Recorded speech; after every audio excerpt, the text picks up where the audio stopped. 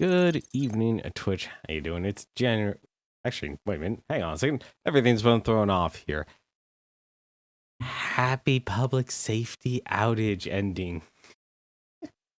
It's Thursday, January 21st, 2021. How you doing, everyone? We're back and playing a little bit more of Einhander tonight. And man, oh man.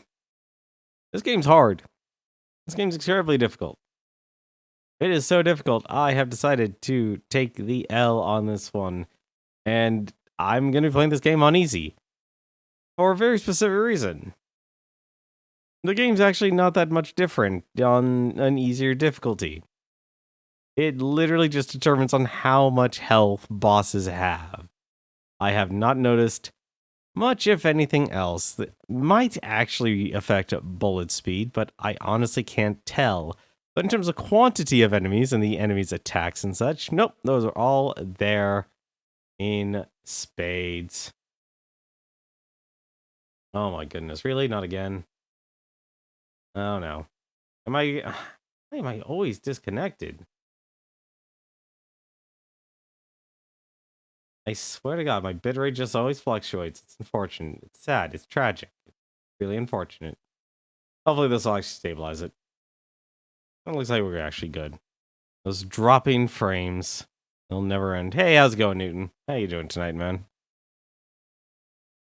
God, it feels weird, actually, after...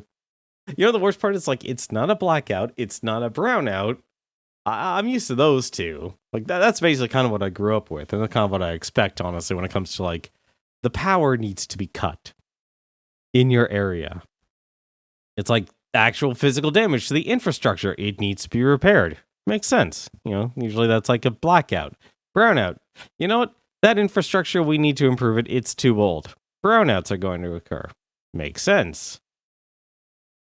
Today's day and age, well, wind. There's a lot of wind. The speed of the wind is at 30 miles per hour. And I know that's actually pretty high. But it's more of the risk. We can't take the risk. You're doing a good start to read Light Novel 1 for Spider.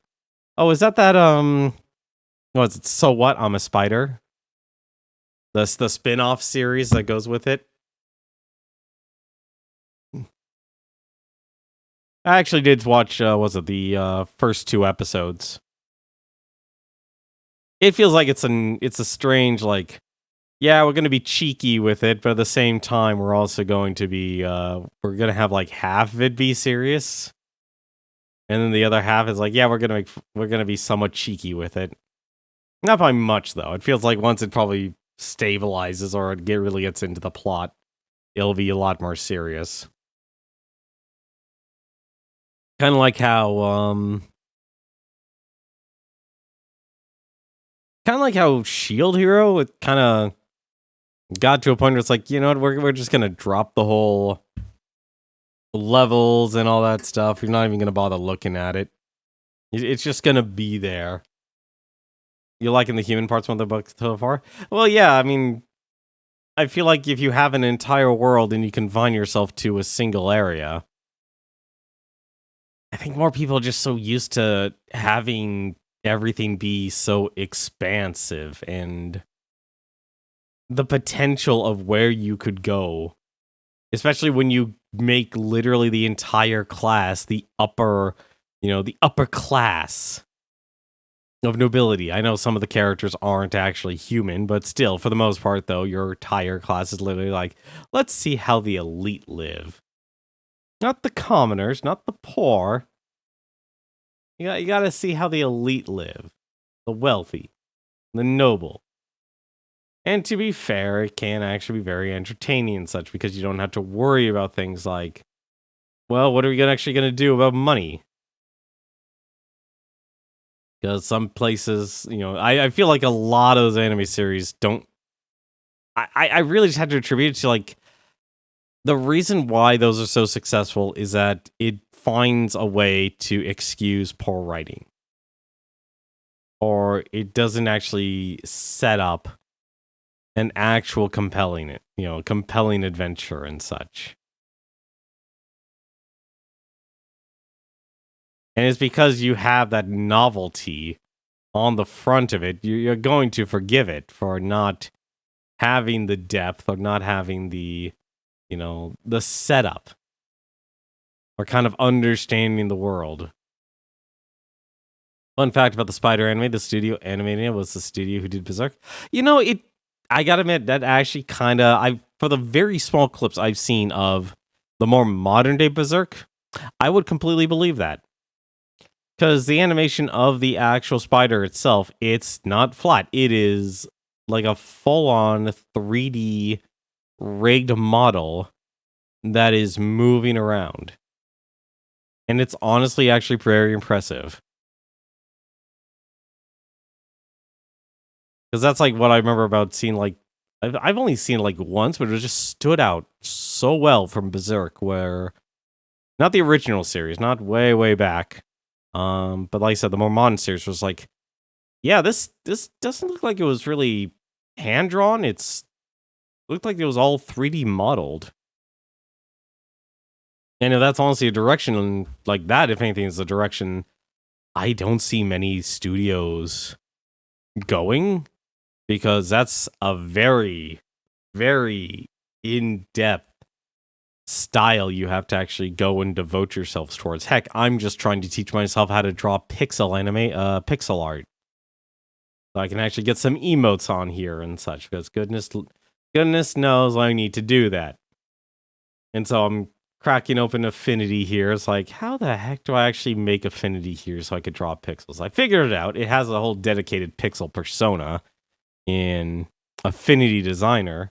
Oh, by the way, if you actually are looking for a cheap Photoshop alternative so you don't have to subscribe to Adobe, at least for the art applications, Affinity is actually back on sale for 50% off. So it's $25 for Affinity Photo, $25 for Affinity Designer, and $25 for Affinity Publisher. Think of that as like your like if you actually want to make an instruction booklet or an actual manual or a magazine and such, that's what you'd want to use Publisher for. So that's 50% off. That's honestly a really good deal for if you're looking for a Photoshop-like solution.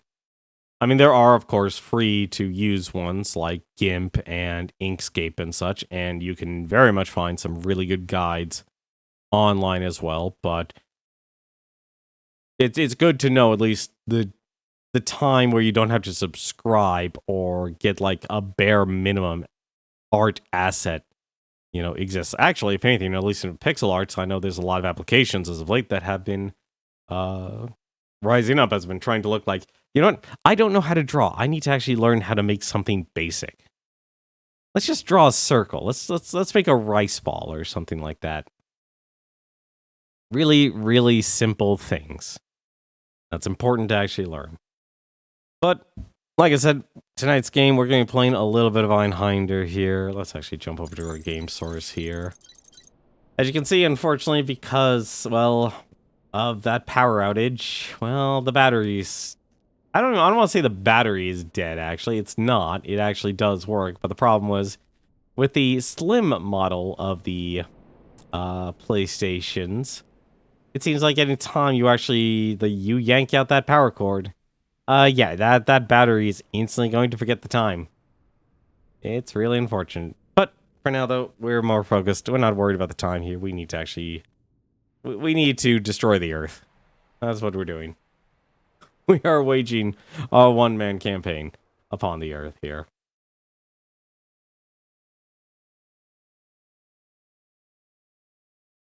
Yeah, see, like, high-level CGI animation can look really amazing or really strange. You really enjoyed that snake fight? That was actually really nice. That was actually really well done. It was very, like, it definitely used screenshots, and it used shake animations and zoomed in to make most of the appearance of the fight. But for the most part, though, it definitely was like a bunch of small little clips put together, and they were done really, really well. But before we join in, like I said, wanted to actually make some changes here. And since I had a couple of nights off, I had limited access to the internet, I was able to actually look up a few things, and I realized something about Einhander and why this game is so difficult. I'd like to diagnose this game and say it has the Gradius effect. And this is taking a lot longer than normal. Okay, fine. Perfect.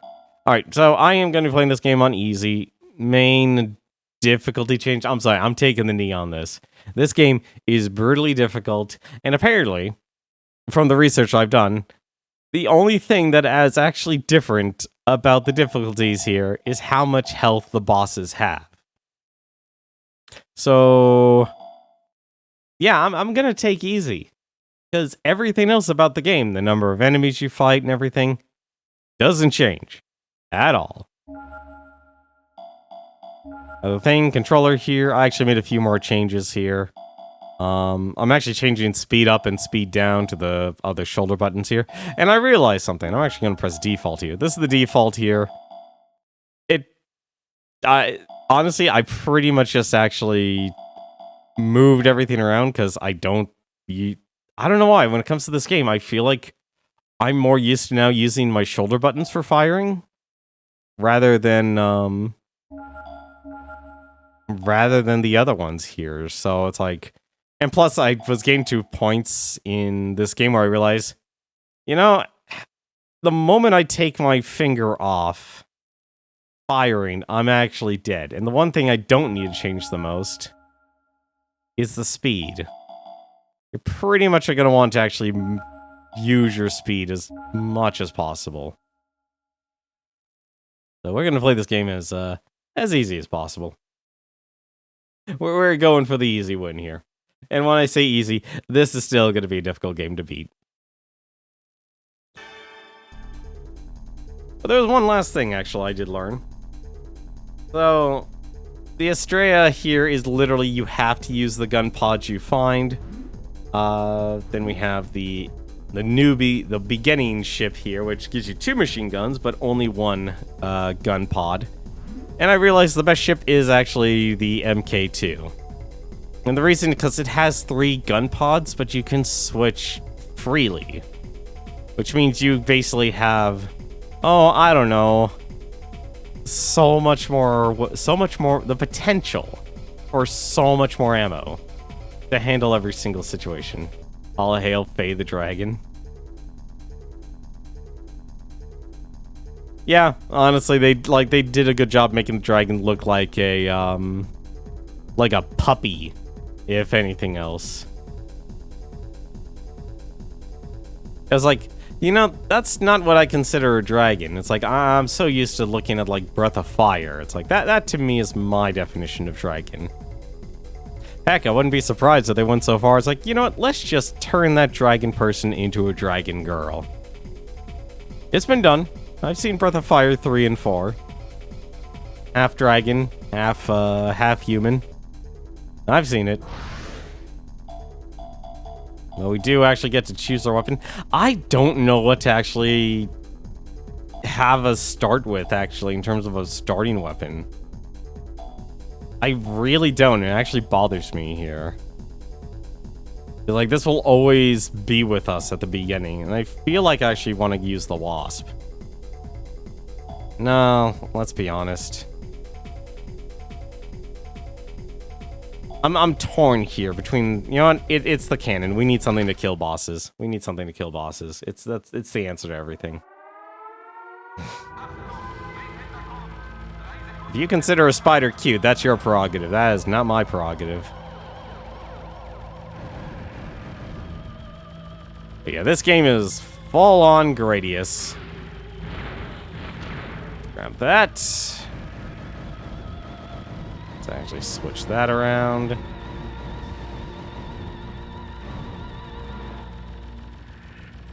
Look, I am not a spider person, okay? I'm willing to admit that. Right, let's get rid of you. Don't need that ship.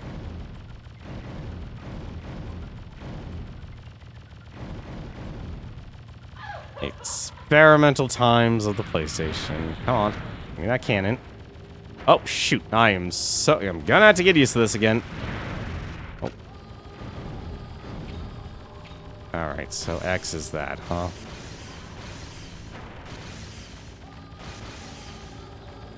You beat Dragon Quest 11. I didn't even know you were working on it. Congratulations. Just let that go. So the great part about this ship that I've discovered is that you can actually just outright... Well, you could, as you can see, you can actually stack.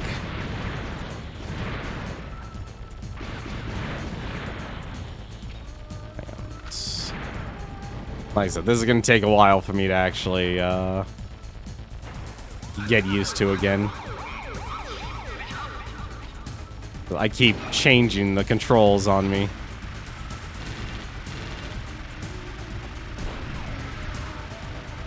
Also, apparently the gun pods will also absorb shots. Your friend was streaming and got you in the mood to finish it. You stopped at the final dungeon. Why would you stop at your... Dude, that's like literally being at the end of the game. That is being at the end of the game and saying, you know what? I'm done. I'm done. I consider it a win. There we go.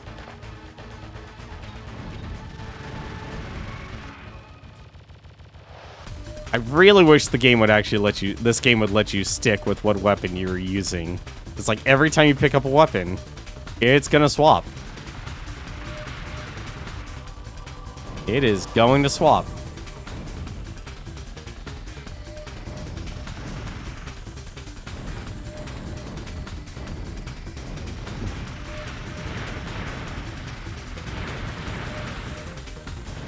Stop. How'd I miss that?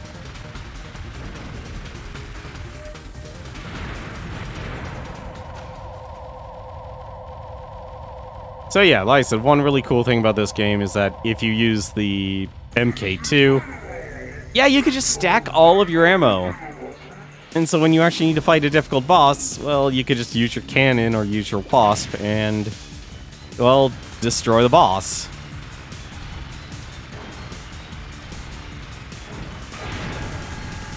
So, like, I get why they actually have you do, like, I completely get why they have you do the, there we go. I think that did it, yep. You got the game on the PS4, you stopped. You played the game on your PS4 and also on the Switch, Dragon Quest 11, and you stopped both times. You went through, like, what, an 80, 90-hour RPG? Because, from what I understand, those games are not short. Oh my god, it is instantly cold to instantly hot.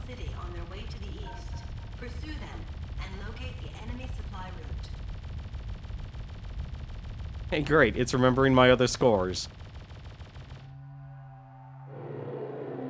Honestly, my third weapon I'm actually looking for is actually the Hedgehog. Our main weapon is actually going to be the Wasp here. But for now, well, we have the Vulcan. Or at least until we die. The moment we die, we literally are... Like I said, I like to compare this game now to Gradius, where it's... Yeah, you ended up, kinda screwing up there. You're hooped.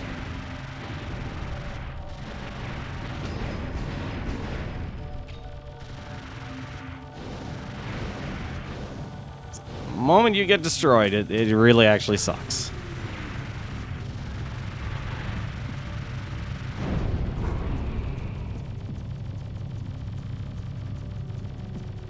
And I really hate that about this.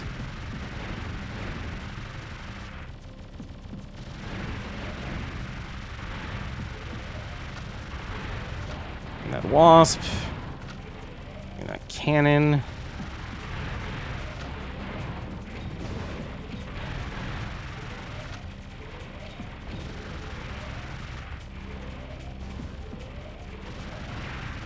Really sucks this part. Really, really sucks this part.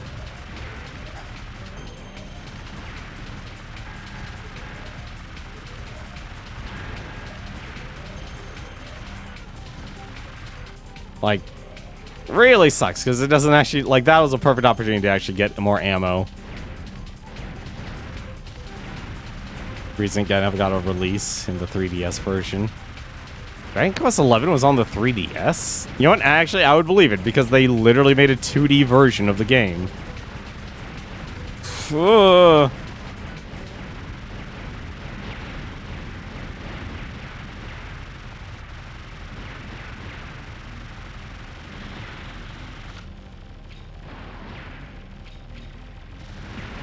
I swear the weapon swapping is definitely a downside about this game.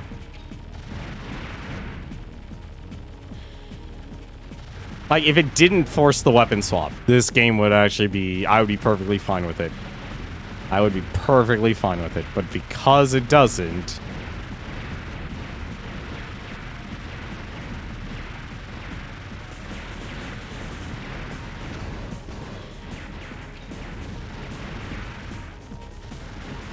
The top screen and the bottom screen used for the old style. Makes sense.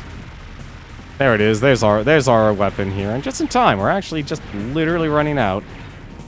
Well, let's actually swap over to the Wasp here. The downside is now we're kind of relying on our gun here for a lot of the stuff. But that's fine.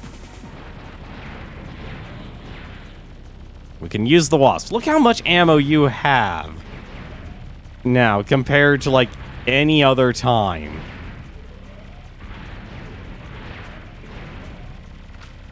Downside is actually freaking trying to actually get your ammo in this game. You gotta earn it. And you just lose it all immediately, and then you're hooped for the rest of the game. Like that. Like, that is the downside about this. That is the downside about this. Now I'm literally stuck striving to get whatever ammo I can get.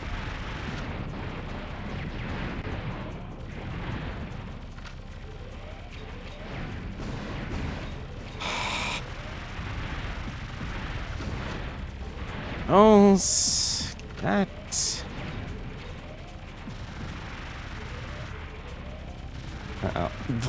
Why would they not let you... The part I hate about this game... The part I hate about this game is literally once you lose everything, you're like, it is full-on Gradius. It is full-on Gradius, and I hate it.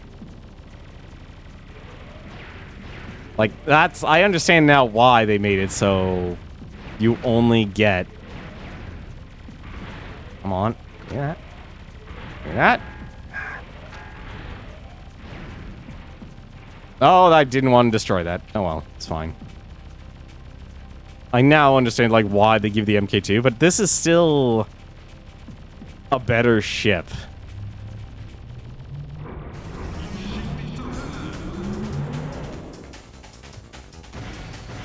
It actually got some things you would rather have in a console version.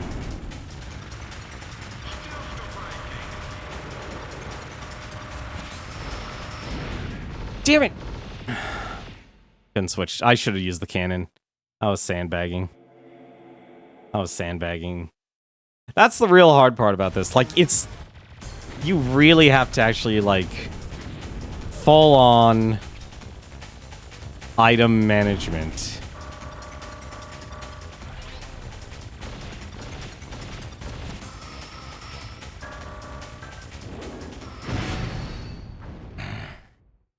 Hang on a second, I can take off my jacket here. Alright. Oh, I don't want to speed up.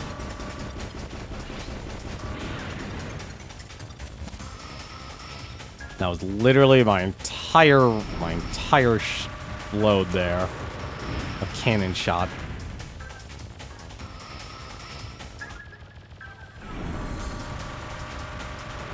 I mean, also, like, Nintendo's trying to move away from the, what do you call it? Like, they're no longer going to be supporting the 3DS, so it kind of makes sense. Like, they're putting all their eggs in one basket. That's the only downside by the current business model, is if the Switch... If they don't get games with the Switch, the entire system falls apart. swear to God, half of the enemies in this game don't even fight. I really hate the scrolling in this game. Like, the scrolling is too slow. It's always slow. And...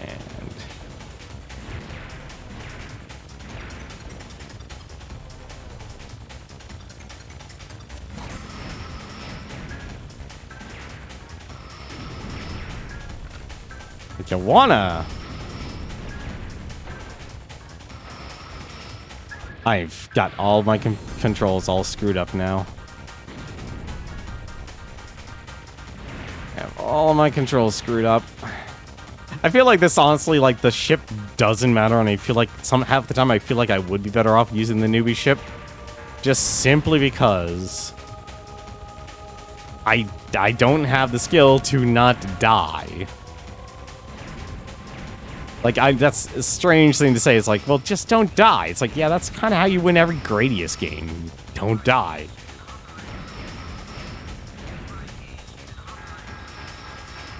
Is that? No, they're not going to give me anything. It actually got some things I'd rather have in the console version. What does the handheld version have compared to the console version?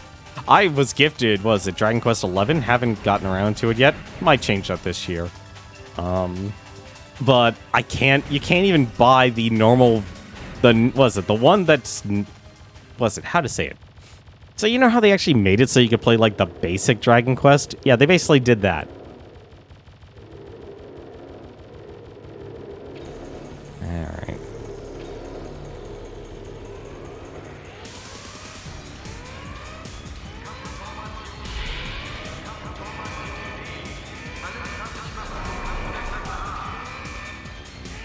I should have done speed up on L1.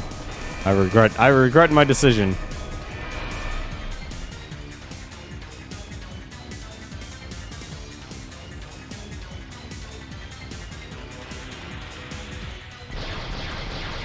What? You weren't supposed to use that attack yet? I can't believe it used that attack right off the bat. I was not ready for that.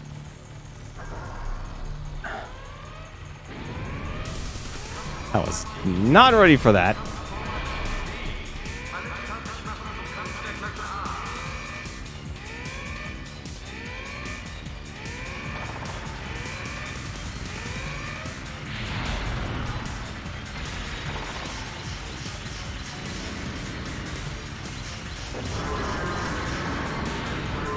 Oh, this is give me the hedgehog. Really? You're not gonna let me have that? Fine, you're rude. Oh no, maybe you will. Oh, I hate this thing. It's gonna change arms. Oh no, it didn't. Okay. Damn it! The stupid part drops.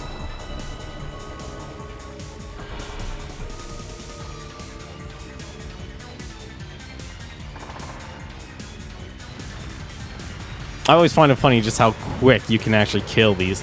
What are the arms doing here? Please, just let me kill you so I can actually just not have to worry about homing missiles.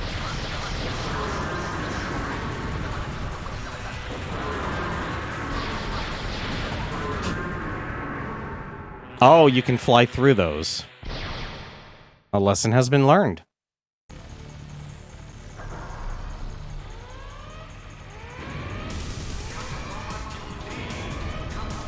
Lesson has been learned.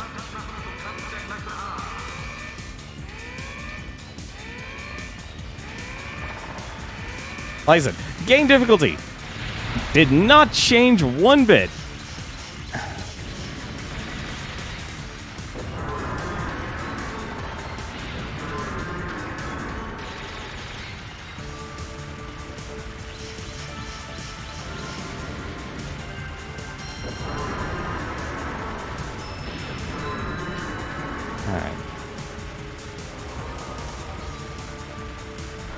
Which is honestly impressive.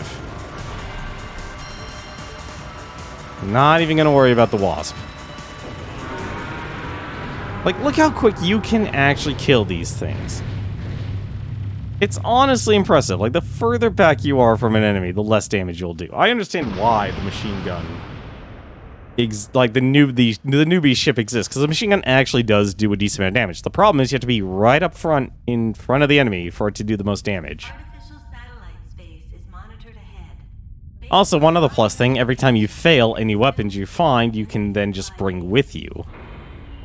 The rear gate is closed down. Like, that's why I'm now starting every time I die with a cannon instead of, well, nothing. So it's actually kind of cool like that. So that's the only advantage, and you should probably take advantage of it if you ever try to beat this game. Alright. Well, it only cost us 2 continues.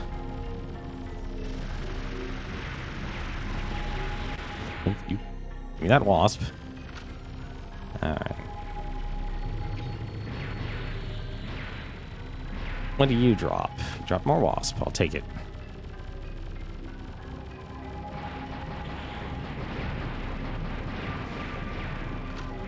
More hedgehog. No! I was after the cannon. This is now the new problem.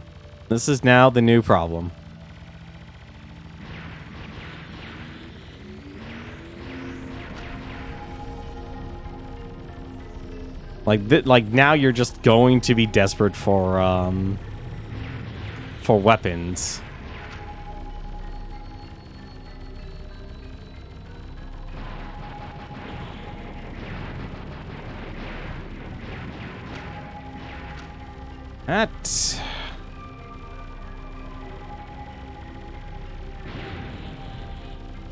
What? Oh, that made the wasp. Whoa! Was not ready for that. I just wish there was some sort of protection or a barrier. No, don't. Why'd you go away? I don't even know what you're using. You're using a blade and spreader.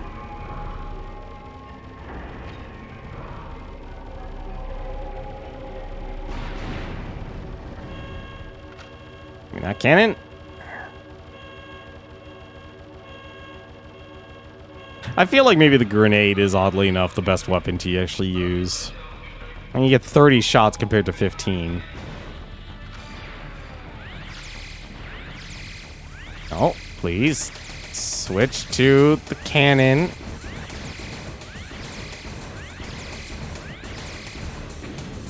There we go.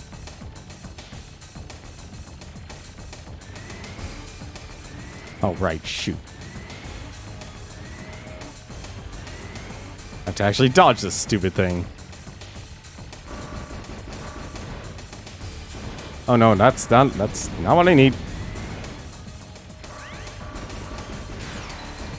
Oh, I'm dead. Maybe not. I'm alive. I don't know how I'm alive. I'm alive. Although that's dead.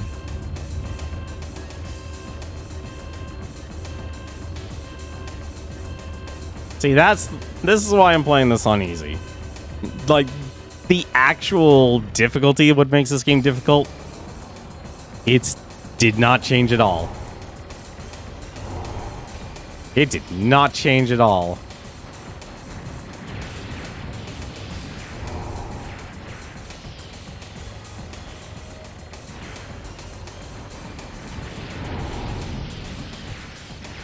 I'm literally going to run into one of those things.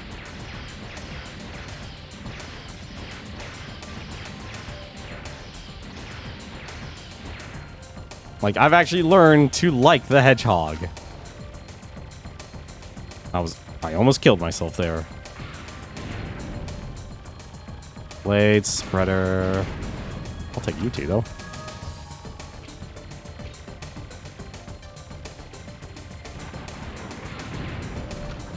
Double wasp.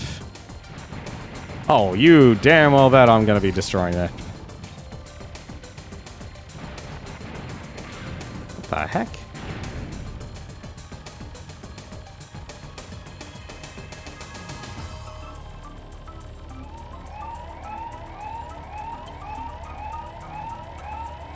See, it's like, if you...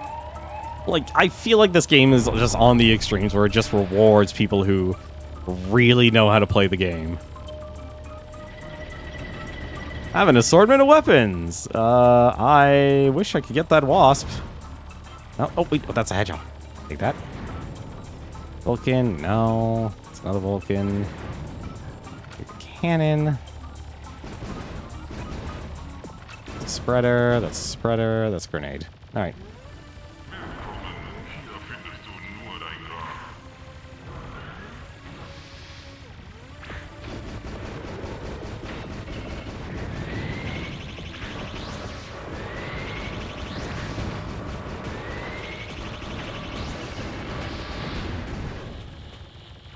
You can get really quick kills on easy mode at least. Like, I feel like the difference it really just is so focused on the enemy health. It's more of waiting for you to make a mistake. Security system broke down. Code 9234.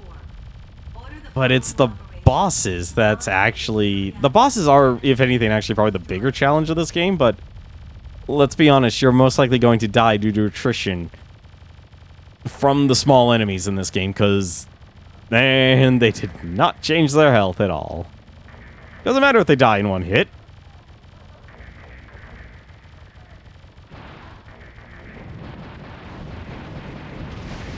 Uh-oh. Ah, crud.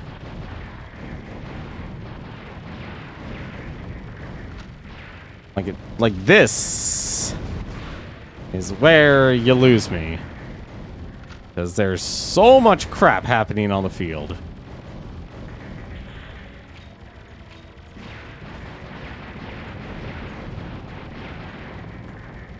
There's too much happening on the field here.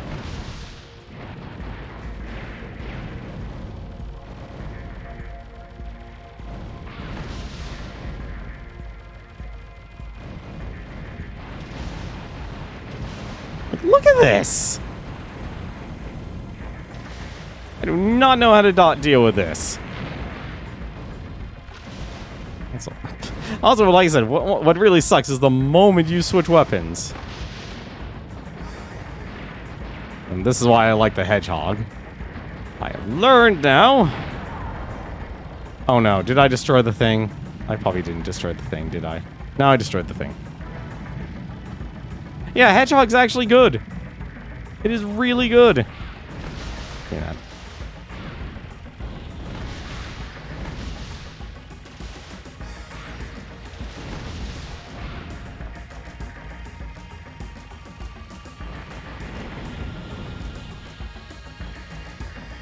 I don't even want any of those weapons. None of them are a wasp. Or a cannon. Yeah, hedgehog's actually a lot better than I thought it would be. Oh, no, give me that hedgehog. I can't even tell what direction you're in. You're a hedgehog, but...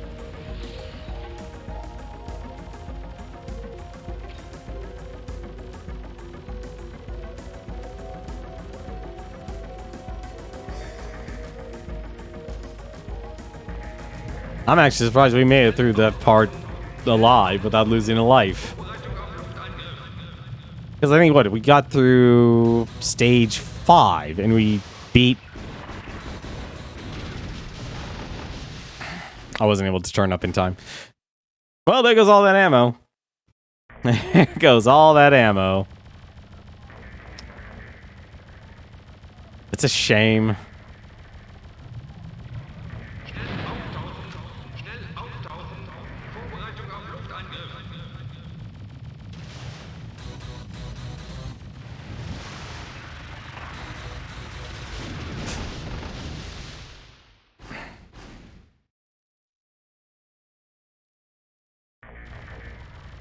Yeah, that sucked. Like, death charges don't disappear. They literally just go straight through the ship. Come on. Like, give me a wasp. That should not have happened. Fine. I can't dodge the depth charges. I can't dodge them at all. Oh, this is terrible. Like I said, I don't know why this game is so much. It's not... It's... I don't say it's not fun. This is actually... It's a standard shoot 'em up. If you're a shoot 'em up fanatic, I feel like the level of play for people who play shoot 'em up and stuff is just so... is so massive in difference. I have no idea what you're doing. Okay.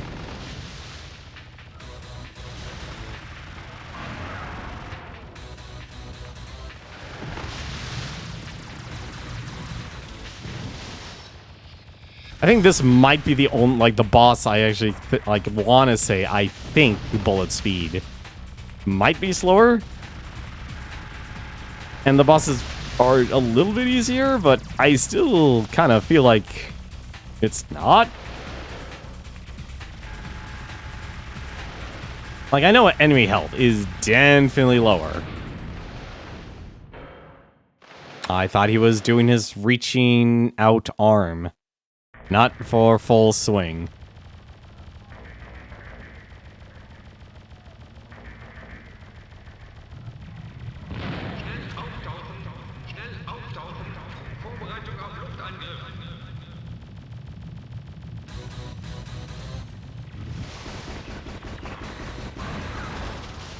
There we go.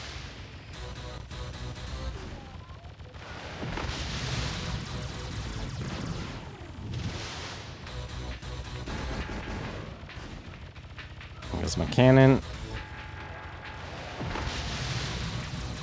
See, that's why I think, like, the easy ship at least guarantees that you'll have some damage.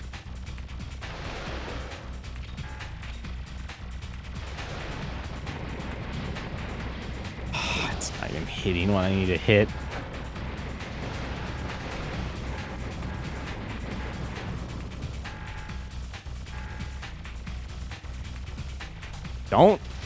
Don't you point that thing at me.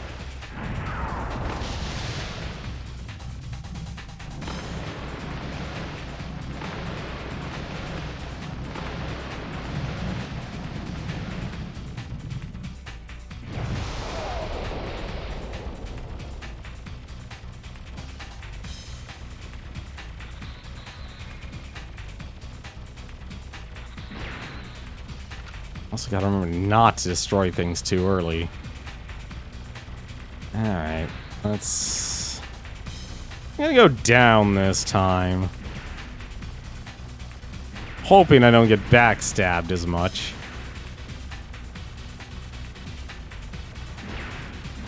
Oh, give me that grenade.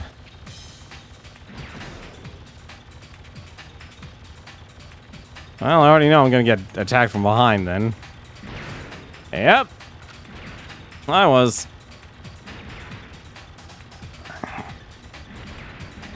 Oh, come on. That is just rude. Rude. Whatever, I'll take this.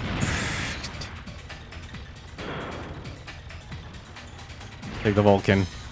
I'll take anything I can get right now.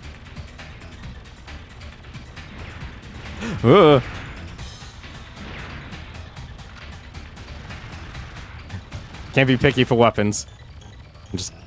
They're gonna attack from behind, aren't they? They are. I'm just waiting for that moment. They're gonna attack from behind. Like a battle of... Yep, there it is. There's the attack from behind.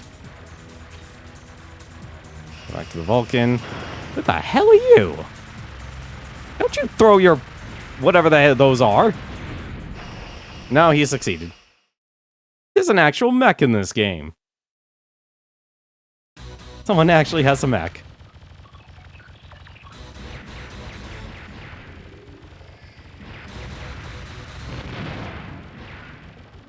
What? Stupid.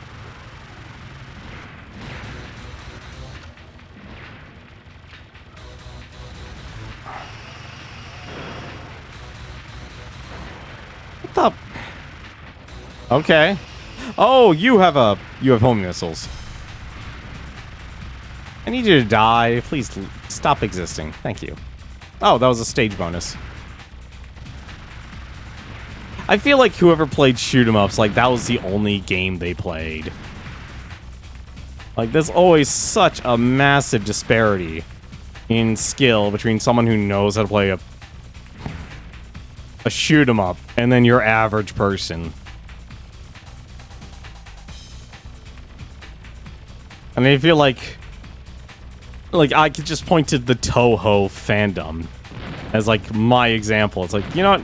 You want to know why everything's just so hardcore when it comes to shoot 'em ups and why they're almost impossible to actually get in and actually get good at? Games like this. They're like the bar is always so high.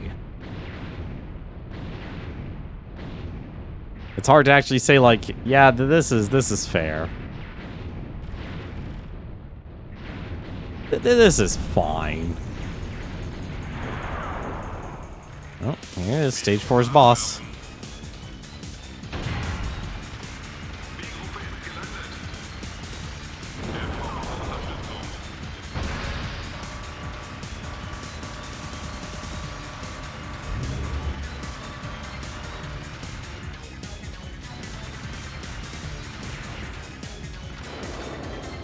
Both. Oh, nope. Nope, nope, nope. Go for the miracle.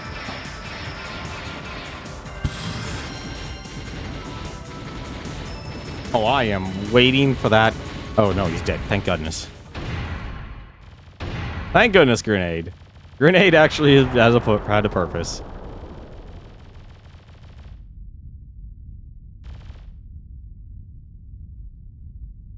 Received telegram from Hyperion. It reported that a new stratagem spacecraft is preparing departure from the space catapult of the enemy aerial port to your southeast. Invade their aerial port and perform disturbance operation on the enemy until our main unit descends. Oh man, I can just disturb them.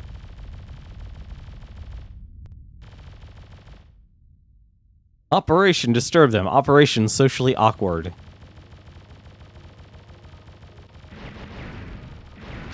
Oh, no, give me that. That. Ooh, that was closer than it needed to be.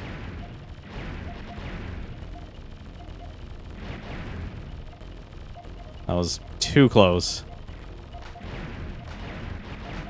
I think oddly enough, like you actually, like I'm trying to think of like ways to make this easier, and it really just comes down to, yeah, let your ship be able to take a couple more hits, and also, yeah, just make the game easier.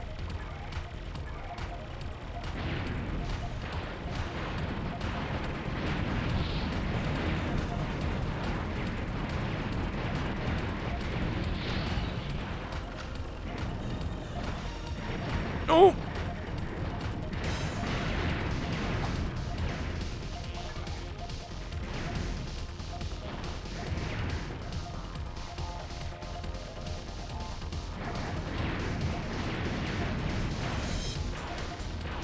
Ah, so much firepower is thrown around here.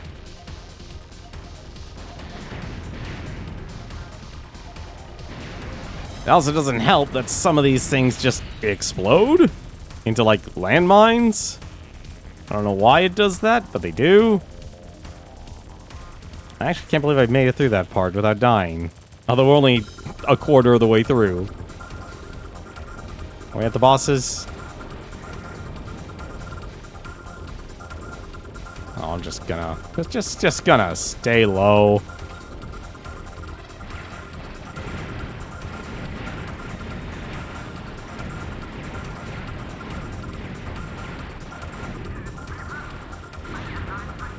Spread shot, hedgehog. What? Ah, no, whatever. I'll take the grenade launcher. It's not the end of the world. Now for the big monkey. For the big monkey. Well, I got a grenade launcher, so I might as well use it.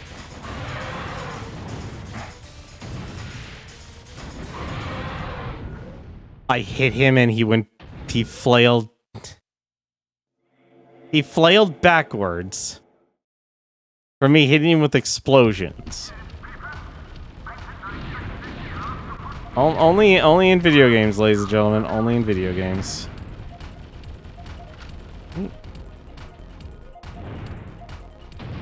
I literally was my own downfall.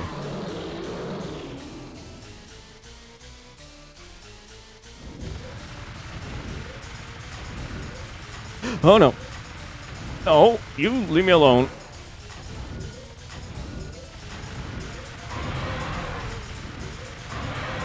Can I just...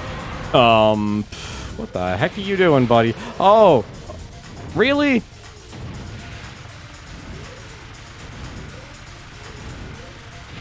Ooh. I can't believe I lived through that.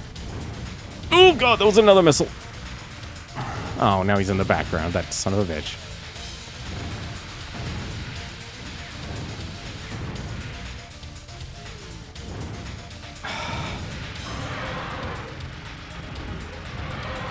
Yeah, finally! Jesus, how long do you take to fall?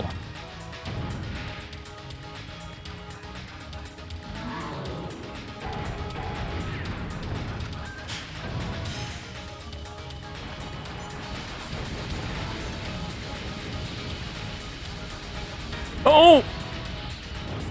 Oh, there's so much they want you to deal with on this.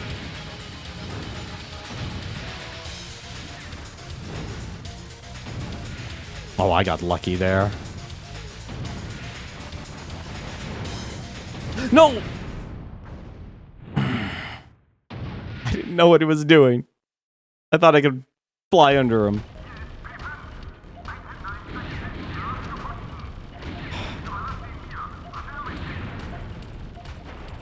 No, give me the Vulcan. I'll take the Vulcan over the Spreader. Spreader does high damage, but at the same time, it's... You gotta be up in their face. This is not time to be up in an enemy's face. Especially when you can't be up in their face. I can't believe I'm actually alive.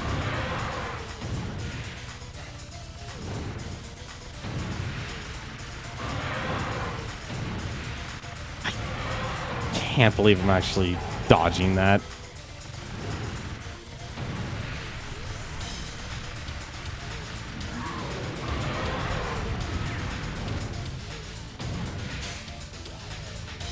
Really?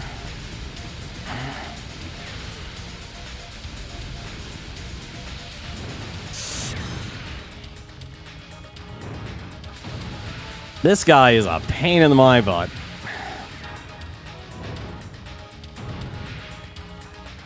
Like, I can't tell his patterns because half of the time he's just off screen.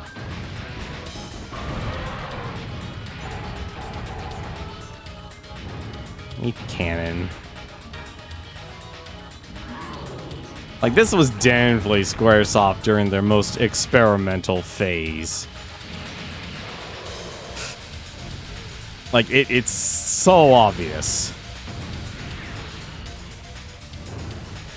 Like, in hindsight, at least.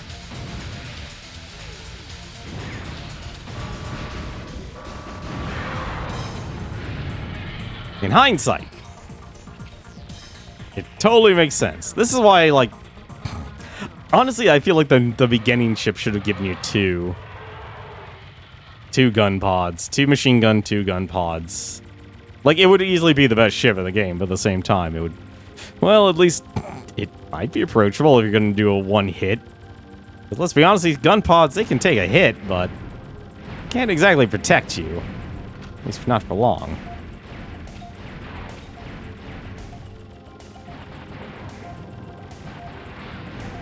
There we go, finally. Nope, give me that hedgehog.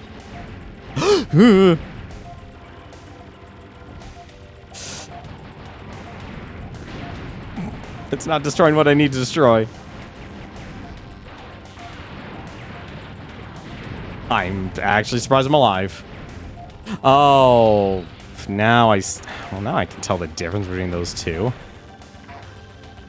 So there is a small difference in those mines there. The red ones actually freaking... Those red ones will actually explode. I can't do anything. Alright, I'm taking the Vulcan. Forget it. I think this game wanted to teach you about adaptability, but at the same time, I don't feel like it accomplished its goal.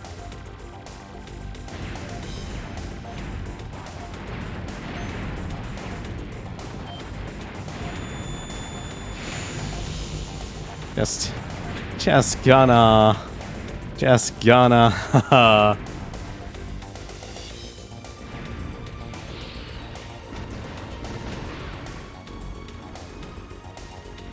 try and survive. Oh god! Alright. Apparently I have a blade now. That's fine. Never mind, it's not fine. Everything's destroyed. Mission failed.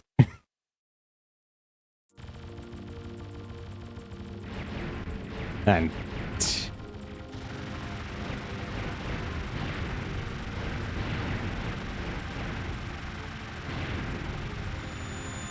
shame you don't get any new guns or anything. There is probably, knowing this game, there probably are hidden weapons. There are probably hidden weapons in this game. I would not put it past this game. Give me... damn it, the hedgehog blew up again.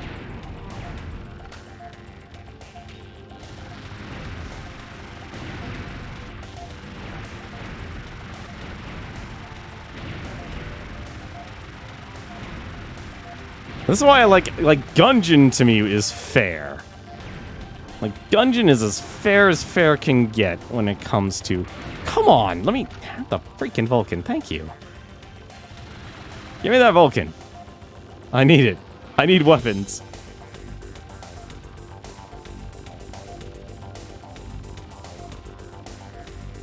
Oh, I don't like what I'm seeing here.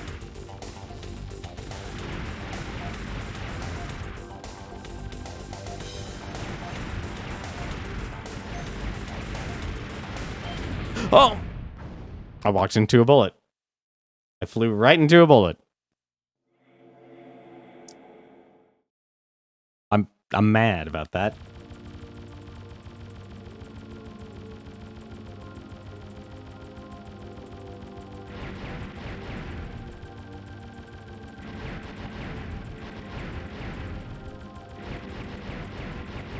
Yes. Oh no! Hate. Please, let me have the cannon. Let me have... I wanted the grenade. The game said you can't have the grenade. Game is rude.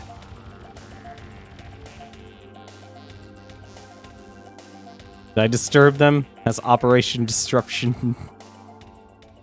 Was that a success? Hopefully it was. This feels like it's a boss. This has got to be a boss. Camera has shifted. Anytime the camera shifts, you know it's a boss. Disregard the other 50 times the camera shifted. Okay, now we know it's a boss. Oh, it's a full-on mech.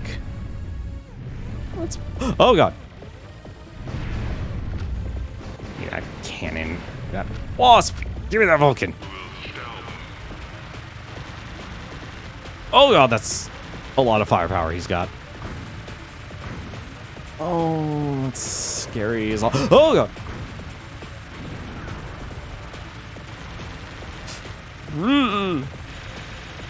Not like getting close to you. I'm destroying your pants, apparently. I've destroyed your guns. What are you doing? Oh, God. And he goes first. Freaking suicide bomb here.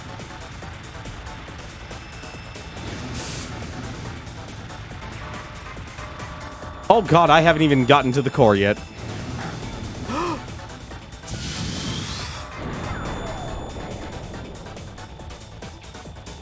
Okay. I'll take that. I will take that win. That should not have happened. That should not have happened. An urgent order from Hyperion. The main unit can't make it for dinner. Pursue the stratagem spacecraft alone. Repeat. Pursue the stratagem spacecraft alone. Well, I was already on a suicide mission, so why not?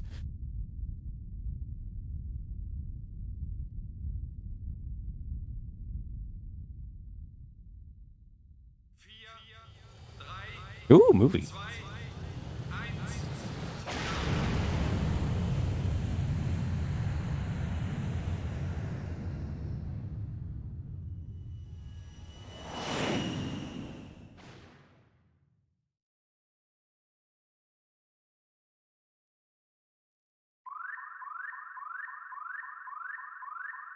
The Earth Empire.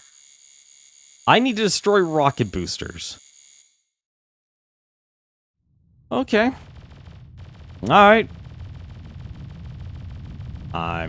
Oh, we have a time... Oh, that is evil. A time limit? Really, game? In a shoot-em-up? Oh, I'm feeling the pressure. It's too much pressure. Alright. Can I shoot the thingy? What am I supposed to shoot? Am I really... I'm actually supposed to shoot the... Oh. Oh. Oh. Oh, this is evil.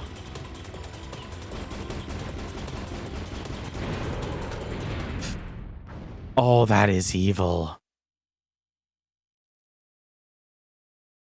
That is so evil.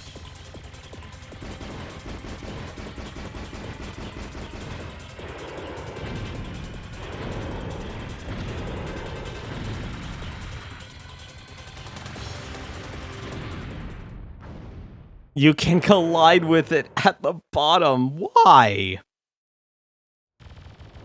So the part that really makes this suck...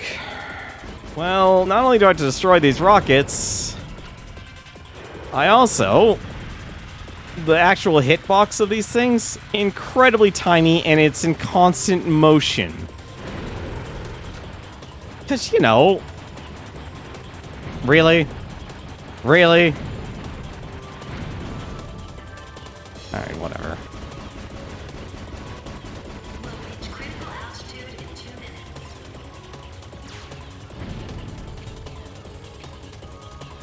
No! Ah, forget this.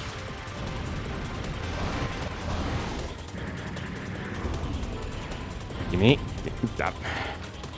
The grenade. Damn it! The debris counts as freaking rockets. The debris counts. Why does the debris count? That is evil.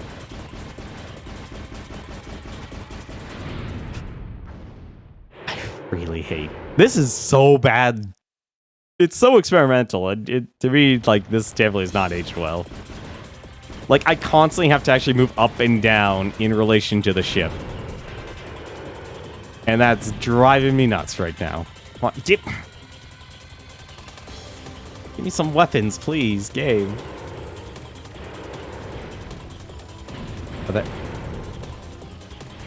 Ah, please don't kill me.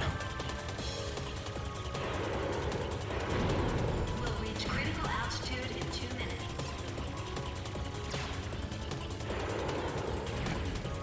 I don't need this much firepower being thrown at me. Thank you very much. I'm letting the stress get to me. I am letting the stress get to me, and it's horrible. There's only one area to hit, and it's bothering me because there's nothing else. There we go. That's better. Better, better. That's how we do. That is how we get it. Alright. Dodge. Kill that. Kill the wasp. Kill our missiles at that. Hopefully they are actually connecting. Thank goodness. Okay, that's got to be destroyed. It's got to be destroyed. Altitude in 2 minutes. Alright. That cannon. So now what am I dealing with here? Oh, God. Okay, there's the rocket. Alright. This thing takes so much abuse.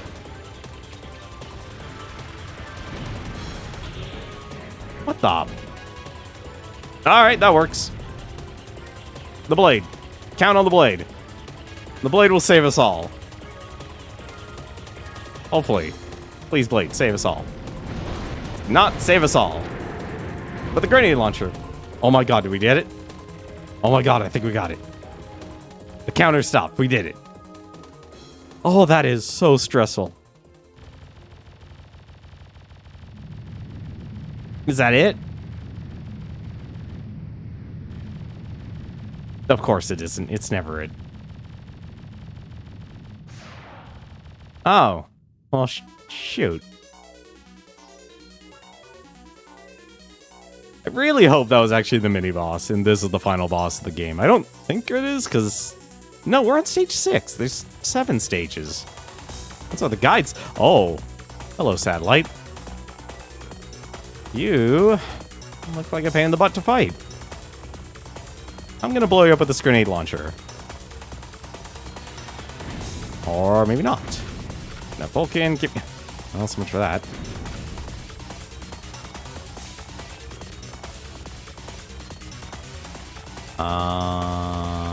You got a weak point, buddy?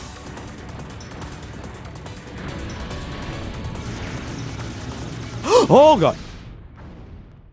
I panicked. I'll admit, I panicked. Full on panic there.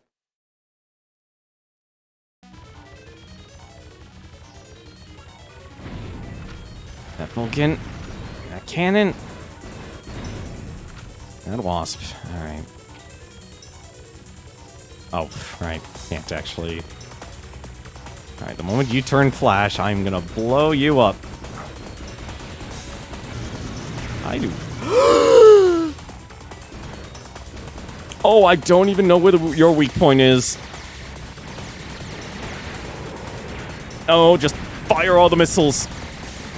Literally fire all the missiles.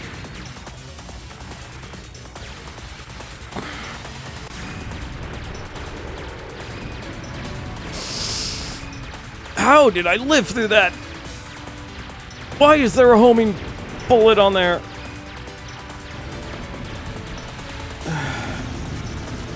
Can I just, like, hide? I technically can hide. But it destroyed my okay, great. Wonderful. Yeah, I need you to have less...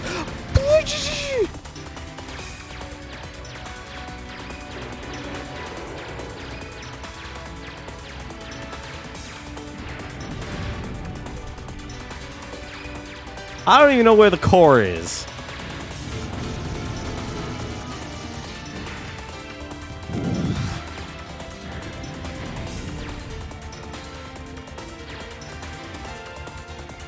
How am I even alive? How am I alive? Oh my. Now I see why the beginning ship is the freaking dual machine gun. You're only gonna have the dual machine gun if you're not good at this game. When I say good, I mean the godlike level of good. Can you please die? I would like you to die. I also just noticed something. Oh, thank goodness, it's over. They didn't hand me any of the weapons. I know I shouldn't expect it, but still. I mean, I'm in the upper... From Hyperion. Enemy threat removed by your heroic attempt. The battle pattern of the latest Eos unmanned fighter has been completed according to the data from your battle record. For your meritorious deed, you are honored to be selected as the target of the last Eos test. Congratulations. After your death, you will advance 2 classes and be awarded the Sirius decoration. Glory with the moon, mercy on the earth. Did the moon just declare war on myself? Combat maneuver. Combat maneuver. Target identified. Fire.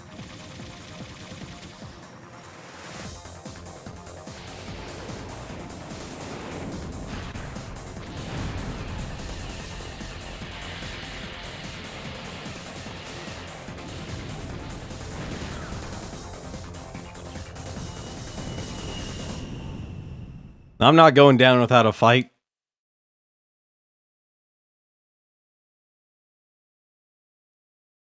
Only thing that kept me alive under the intense gunfire from my allies was one burning question. Why are they after me? The Earth I saw wasn't the utopia my superiors spoke of, but rather a vast wasteland like the moon. I knew then war was already purposeless. But perhaps for the leaders, war itself was the purpose.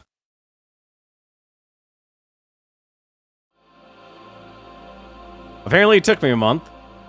Received a telegram from Hyperion. You are committing a major act of treason. Remove your armament promptly, then surrender. Repeat. You are committed. I apparently lived. Do I even... Oh, God. What the... Oh, I am flying in space. This is full-on space.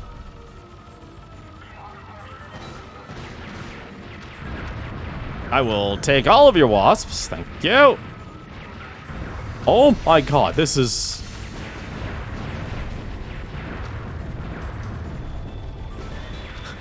Christmas came early, apparently. Yes.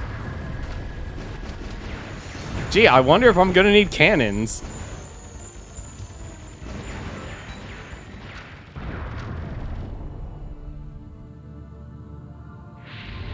Wow, talk about loaded for bear. I'm guessing this is the upgraded hype. I am just going to throw a bunch of missiles at you and... Oh my god. Oh, nah.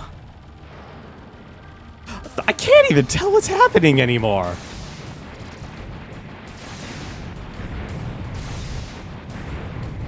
Oh god. Missiles away! I knew it. I knew it. I knew it was going to do a charge up. And thus, I hesitated. Oh, this is going to suck now because I just lost all of the guns. Oh, wait, no. Well, at least it gave me some cannons. At least it's friendly. Oh, God, I don't know what's happening anymore.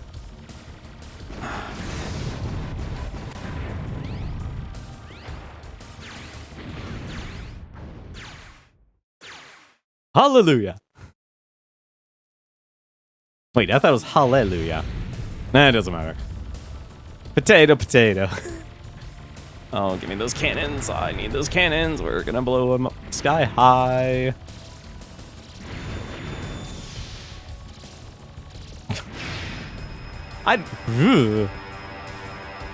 This is honestly a trip.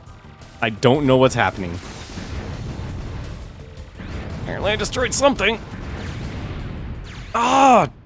I keep running into it because I'm trying to evade the other bullets. Well, we got 2 continues left. Hopefully this is actually the last boss. No, this is...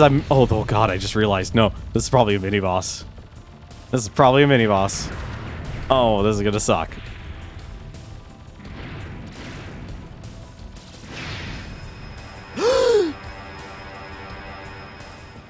God, just throw a freaking... What is this ship doing? Oh, well, whatever. I'll take that pattern over anything else. I seriously don't know what's going on anymore.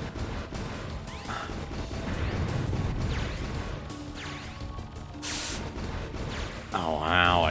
Okay, now I see what those things are doing. Wow, this guy's a pain in the butt. That's a pain in the butt.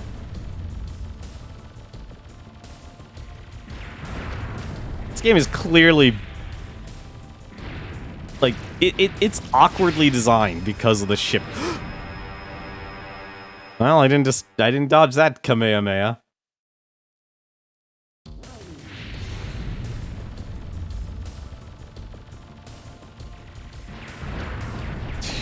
I had all my missiles.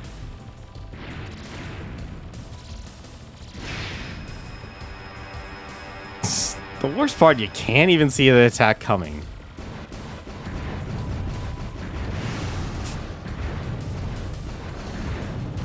Oh. Yep. Oh, this is so awkward. This is so awkward.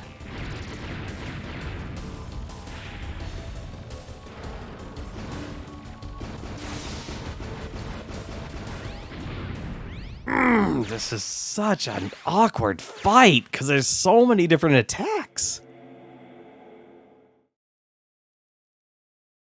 It actually kind of is the true enemy. The camera is the true enemy of this game because it's trying to do something. Really, the other one just flew off into space apparently when I lost off screen. Like, I can't tell if I'm gonna dodge something or if I'm just gonna be blasted by it.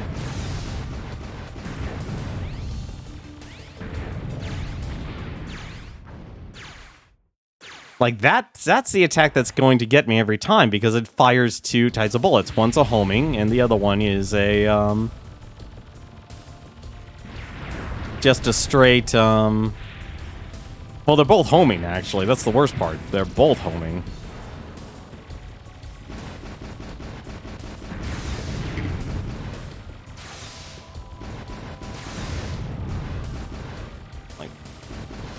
Like, it puts you so close against the enemy. I still don't even know where the core is. Like, and those blue balls are actually a lot faster than you think. Like, they look slow. But they're actually... Let's see, what am I moving at? I'm moving... Oh, I don't even have... Like, you are moving... I don't know, actually, no, you still control your speed. You still control your speed, never mind. But, like, we've been moving at max speed pretty much from the start of this game.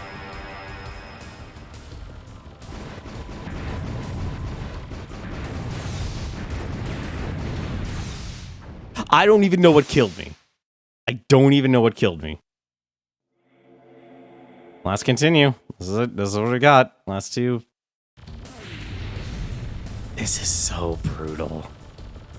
Like, this doesn't even feel like it's the hardest. It just feels like it's the cheapest, because it just kind of throws everything at you and hopes something sticks. And it does. Like, this is why I don't play shoot-'em-ups anymore.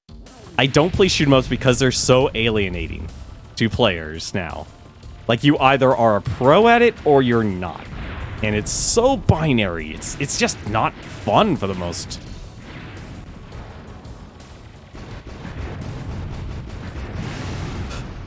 Nope, we've lost. It's game over.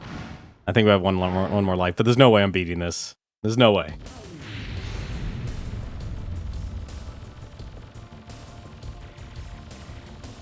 Oh, come on, you were barely on screen.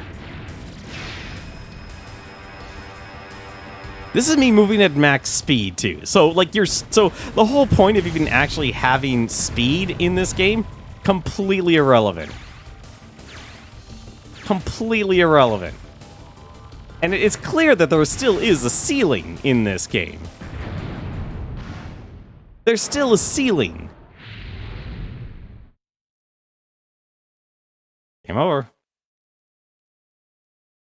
We have to go through all of that over again. That is... Oh, that's painful.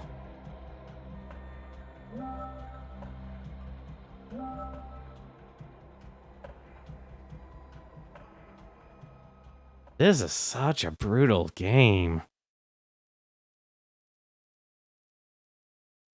There was a time. Let's try it again. Like, the worst part is I know if you go with this ship, it really is just actually making the game super difficult because it only gives you one gun pod. And I hate that. I honestly would have loved to have 2 machine guns and 2 gun pods.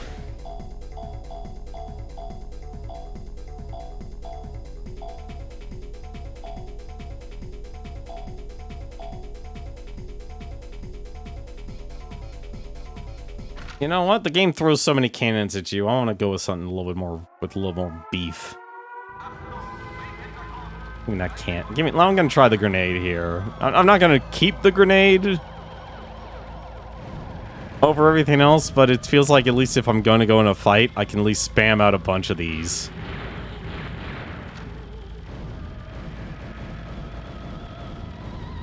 This was definitely Squaresoft's weirdest time.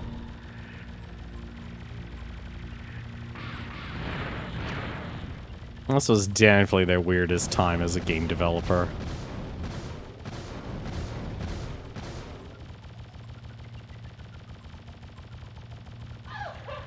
Can you even believe, like, this game even has stage events?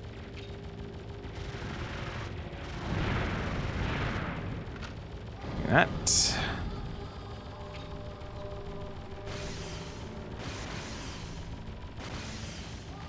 Like, shooting down all these neon signs here is apparently a stage event.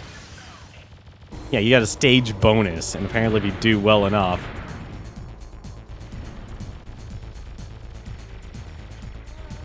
Nope. Get on screen. Damn it, I destroyed it. Didn't mean to do that. Did not mean to do that.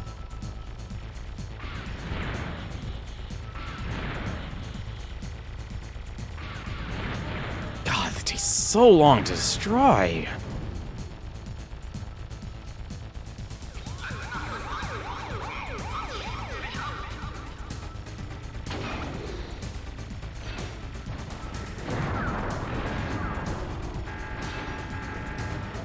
Oh god.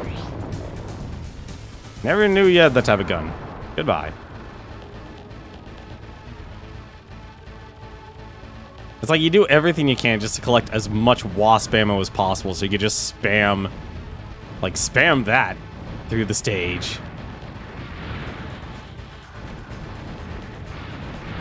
Ah. Let's just grab that.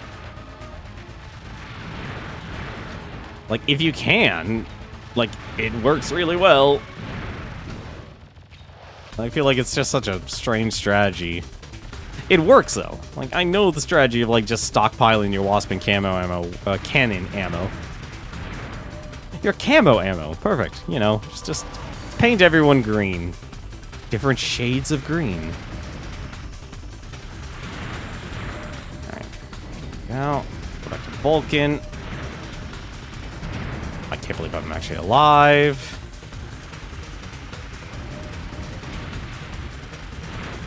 Need to go.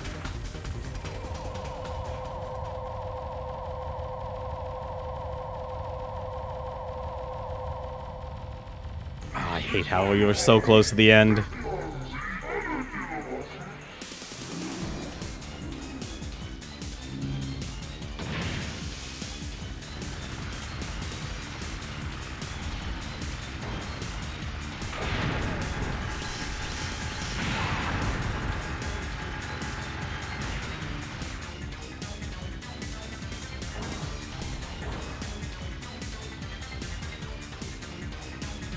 I think it's dead already.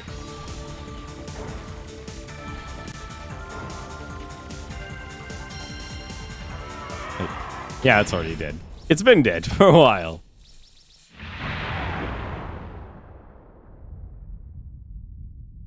I think I might actually just stick with these three until I get Hedgehog. I need Hedgehog. That's the worst part. That boss lasted 12 seconds.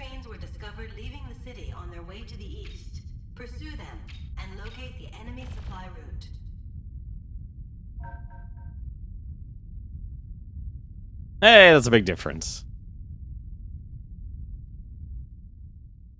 That's what happens when you don't die the first time in the stage. Actually, I think I used a continue in the first stage.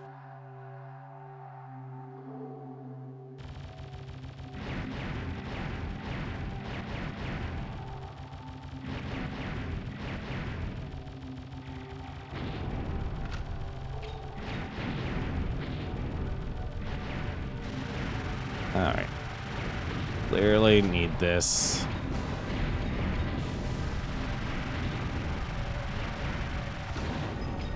I really hate that forced weapon switch. That is the worst part of this game.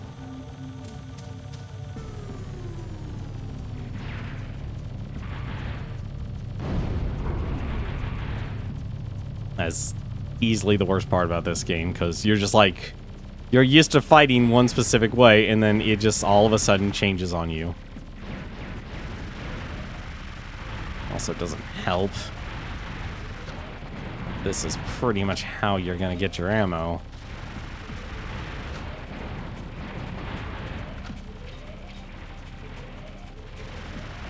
Okay. Know what that is?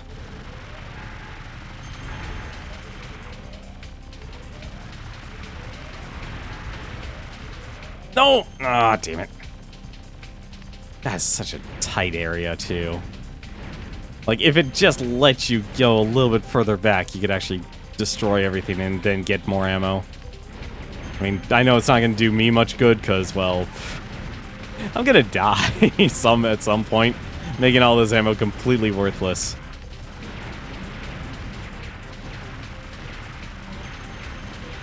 it's all about the ammo management.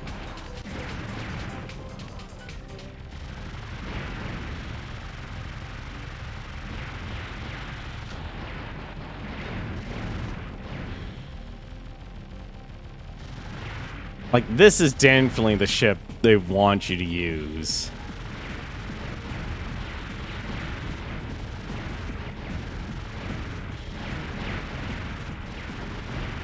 Like, the other modes are interesting, but definitely suboptimal.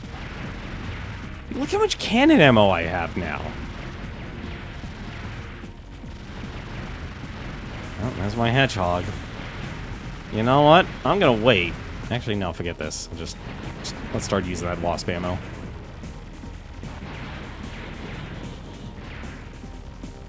We got 200 shots.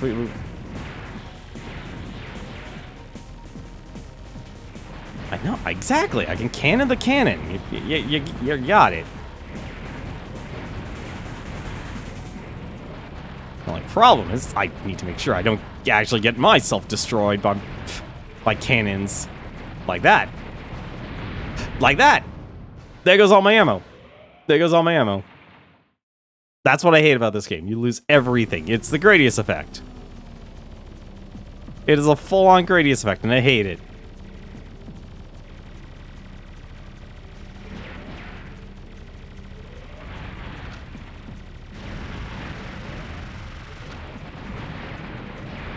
And the weapon switching is the worst.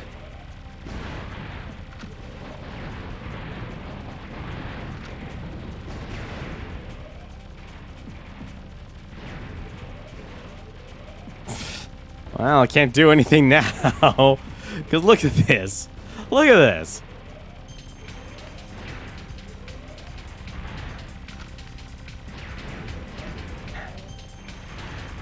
If I'm lucky, I might be able to get a Vulcan. I got a Vulcan.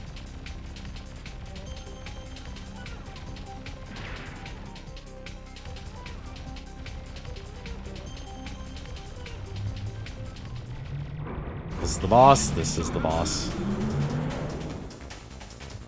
Well, I went from 100 cannon ammo to 28. Great. Wonderful.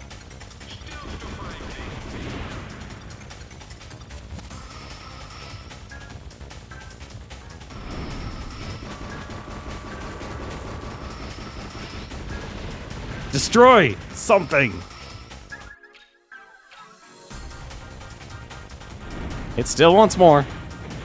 It got more. It got a grenade.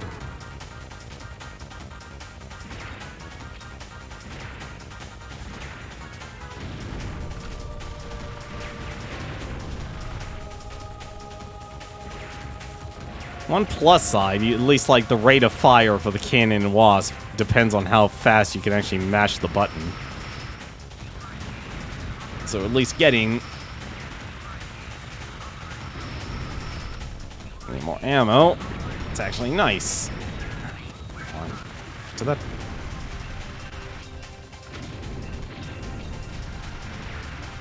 Wow, why is weapon swapping so awkward in this game?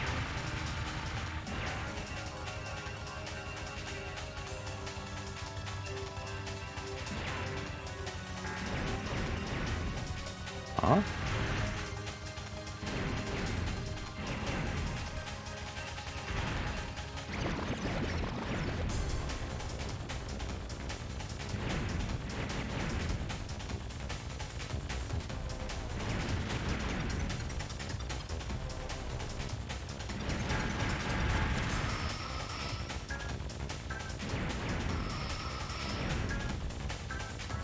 Yeah, I think it, what, took us an hour to get to the last stage with continues, so...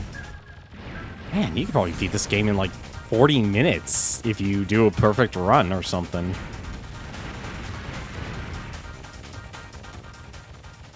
Yeah, you probably actually could beat this game in like 40 minutes and if you do a perfect run.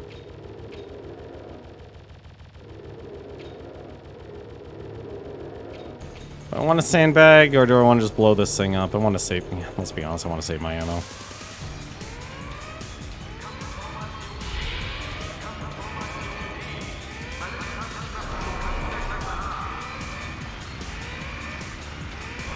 Come on. Become vulnerable. Just shit. There you go. Perfect.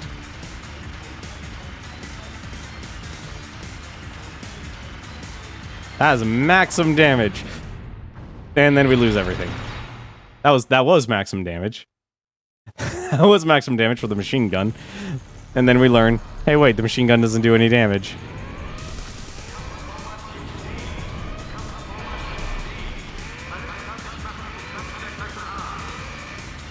I always forget, it starts up with that.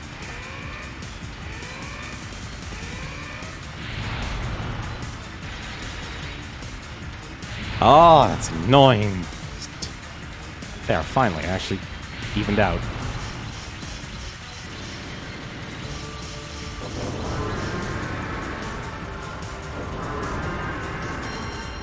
I need one of you. I need one of your weapons, please, game.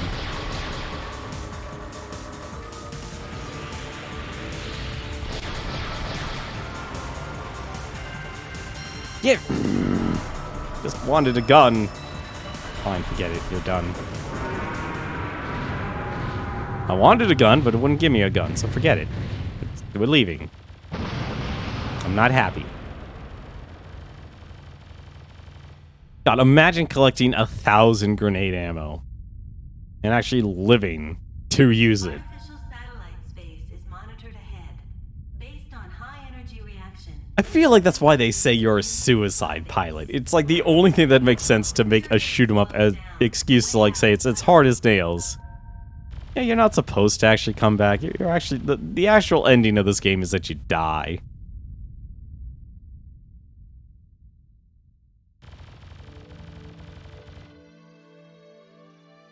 It's the ending that makes sense.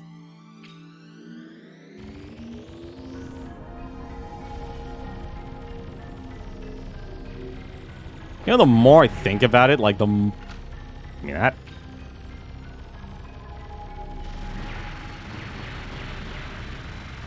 Oh, okay, cool.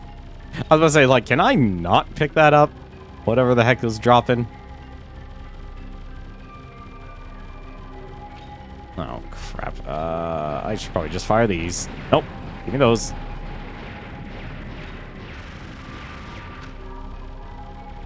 Cannon. Oh.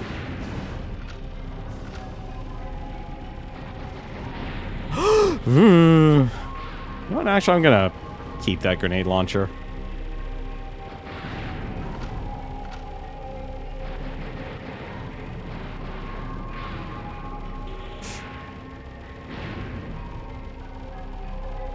Well, that sort of worked fine.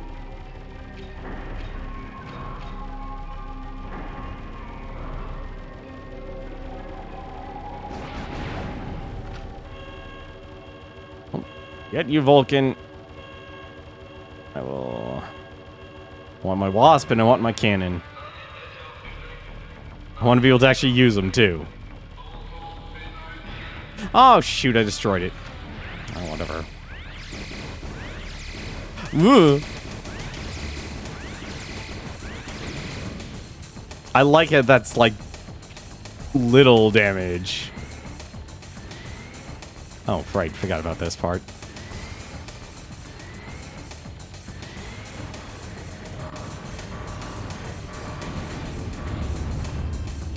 Oh my god, the grenade destroys it. Alright, grenade is good. Grenade is really good. You know what? I'm actually gonna stick with the grenade. I'm not gonna worry about the hedgehog. The hedgehog will be fine. Yeah, take care of those little guys. Oh, that's not good.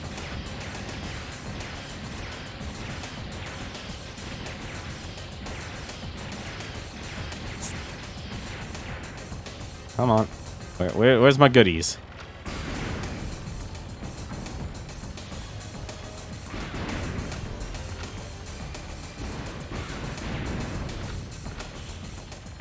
Oh, that's a lot of wasps. Oh, forget this. Just fire at will.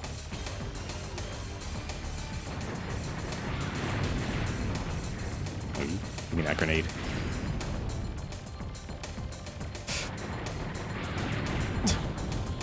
Do you want dual riot guns? We got your riot guns.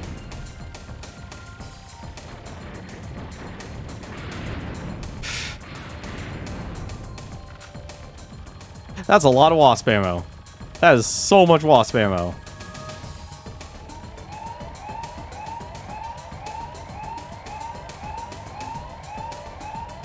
Surprised that wasn't for, like, a medal award or anything.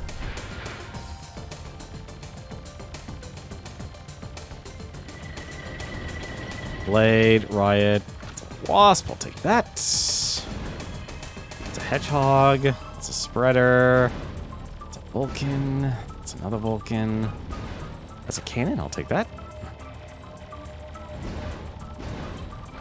No! Oh, I lost all my cannon ammo. Shoot. Well, there goes all my cannon ammo. It's fine, it's fine. We have grenades. Oh god. I need you to not kill me. He just really wants me dead.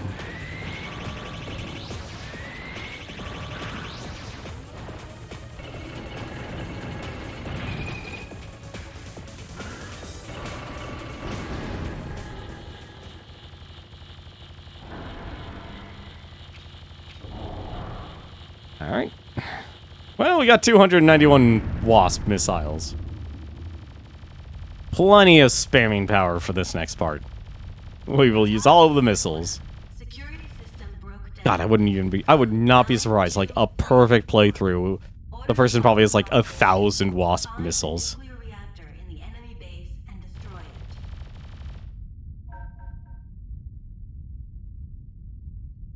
It doesn't even record my personal best. That's kind of sad.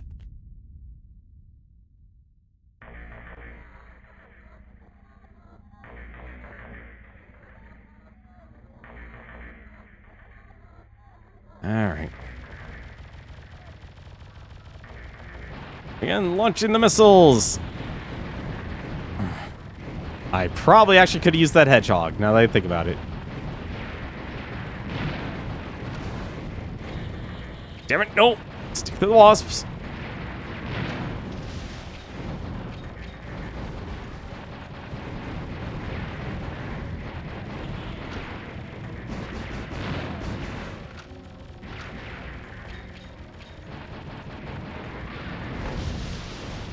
No! Sank into the briny deep.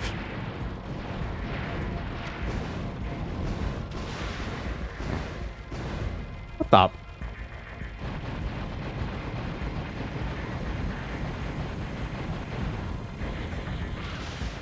No, grenade! Oh! Oh, damn it. Come on, give me one more cannon. Thank you.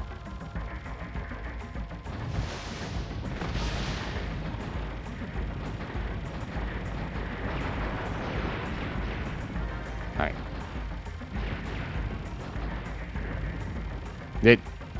Oh. Okay. That works.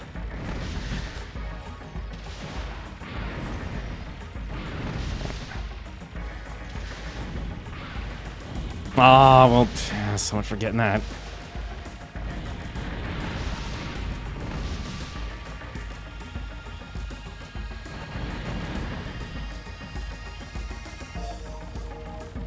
Well, we got a... Jeez, we have 100 cannon ammo. That'll last us all of 2 seconds. Oh, wait, no. No.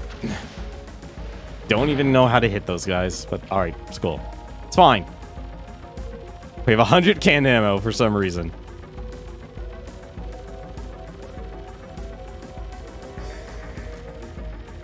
Are you the perfect player?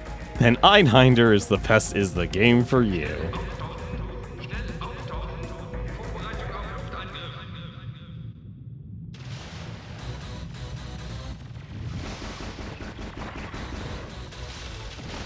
God, that pattern feels so random.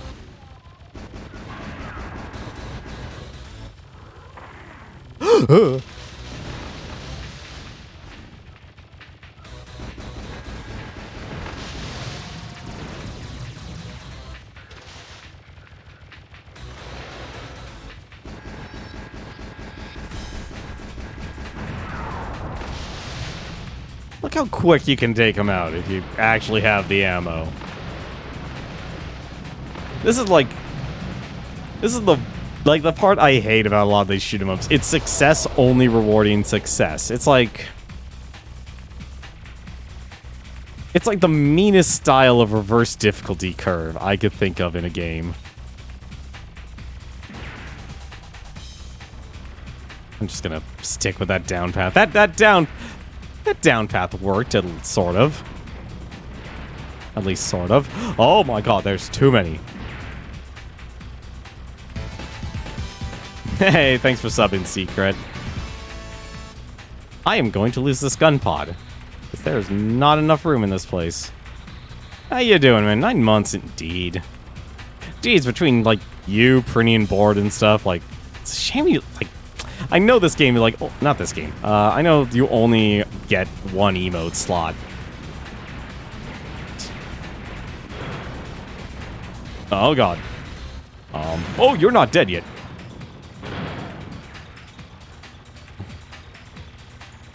How you doing, Secret? How has your week been? It's coming up on Friday. Oh my god, I'm going to destroy this. I'm surprised I have not destroyed this gun pod yet. Ooh.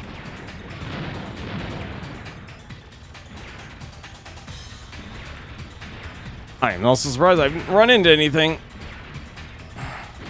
What? I apparently ran into something. Damn it. Emotes, those things I release. I know. It's one of those things. There goes all that ammo. There goes all that ammo because I let myself get tricked by the freaking elevator. It's the elevator that got me. It fooled me.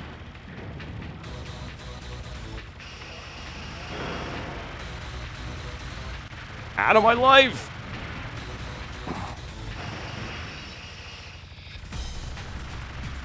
I don't know who you are, Mech Man, but you are gone. Week's going okay so far. Any plans for the weekend? Sorry, like I'm playing this game on easy, just for reference. I decided to take the knee and say this is the game I've got to play on easy. The difficulty change, boss health. That is it. That is the only difference in this game. Is the boss's health. There is no other change in this game's difficulty. It doesn't reduce the amount of enemies. It doesn't. It doesn't make anything easier. Work and relax. This is your last day off till the next weekend. Oh, you've been on. Oh, you've been actually. Oh, work and relax. Oh, you got to work all the way through the next weekend. Oof. Wait, you're working 7 days in a row? Oof, that's rough, man.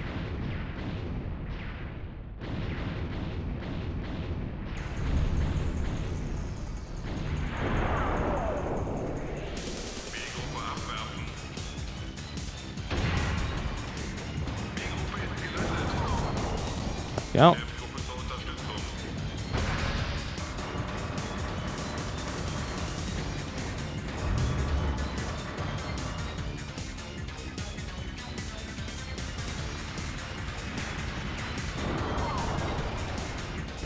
Oh, come on.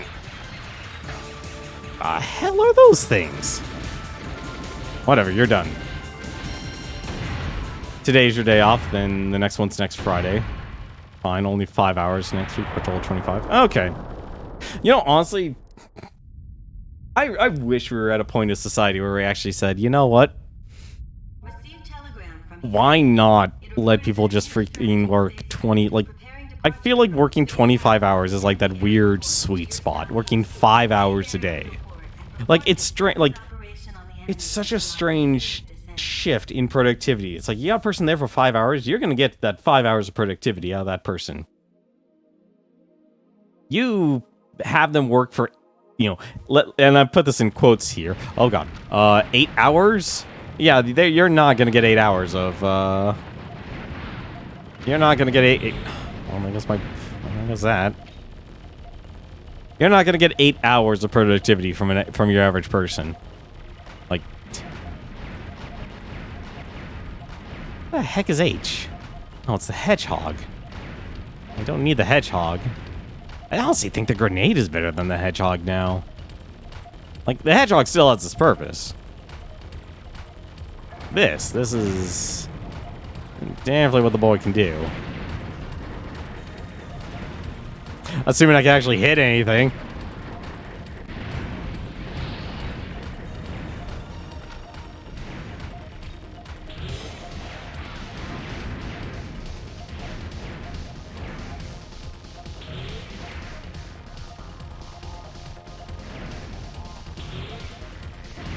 That one.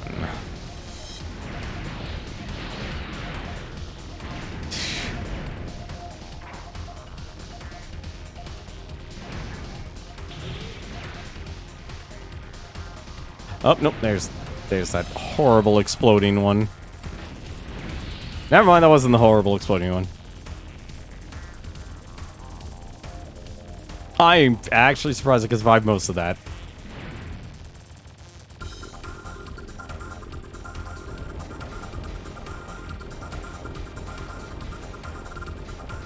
And I survived the third dimension. Yes, I can. Thank goodness those things will... That's gotta be like up for a bonus stage sort of deal. Oh god, I have no blade anymore. That's not good. Alright, it's fine.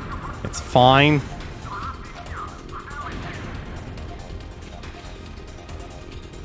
It's fine. This'll work. This'll work fine. I hate you, monkey man. Can't think of any other name to call it, so I'll call it the monkey ship. Oh god, I almost let myself die there.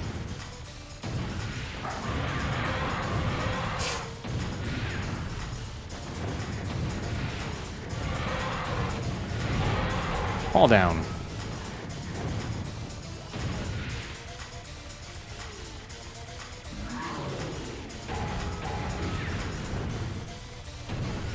Oh, come on.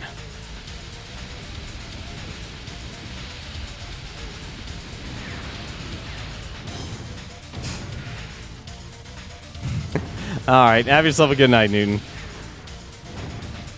Hope you have yourself a good Friday.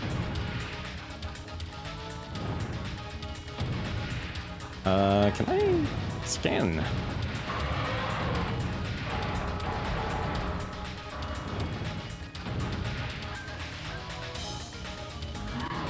I'm assuming you're like on the East Coast, so.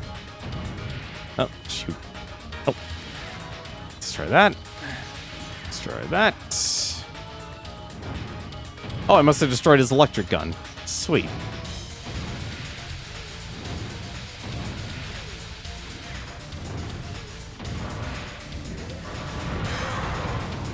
And goodbye, Monkey Man. I do not care about your specials. Alright. What do I got here? I got a hedgehog, I got a grenade, and I got a wasp. This is not good. Yeah, like, that fight...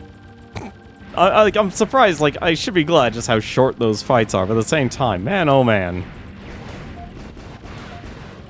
Oh, shoot, I didn't get the gun out of that. I didn't get the gun out of it. That's the problem. Oh, shoot. Oh, I need to destroy you. Do you? You do. Yeah, the red... I couldn't tell if the... Oh,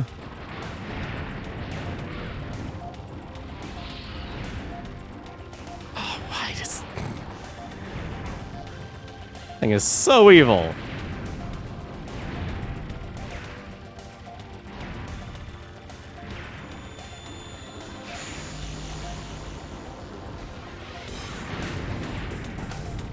Alright, that works. That somehow worked. Ah, crap, I'm getting everything mixed up now. Getting all my controls mixed up.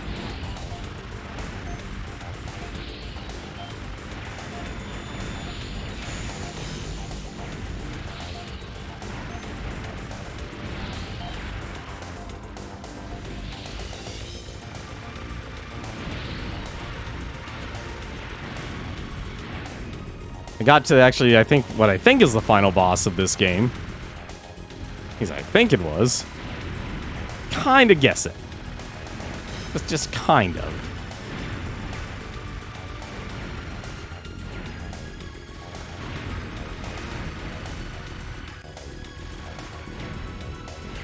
You know what? Forget your cannon. I don't need your cannon. I wanted your cannon.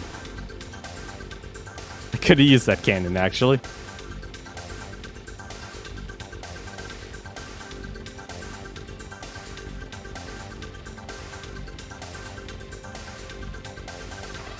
Oh, right. We're not done yet. Shoot. Honestly, between, like, this game... like, Vagrant Star... Come on. Didn't even stay on the screen. No! I don't even know how I missed both. I don't even know how I missed both. That takes some special talent of failure just to actually miss both of those.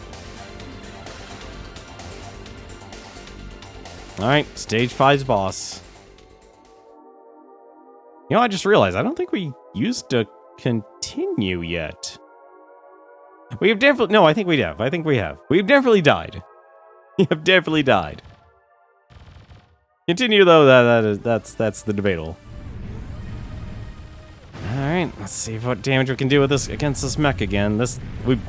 We won out of pure happenstance.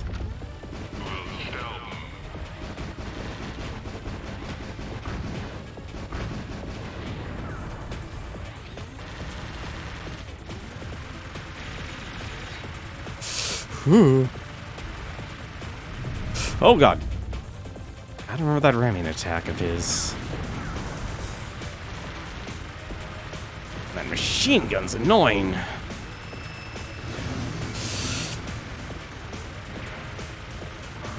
I don't think I have many other places to shoot.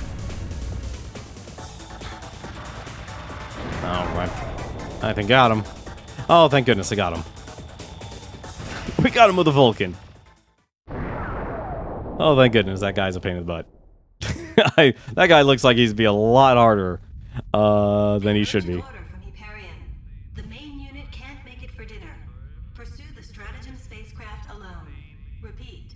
Pursue the stratagem spacecraft alone.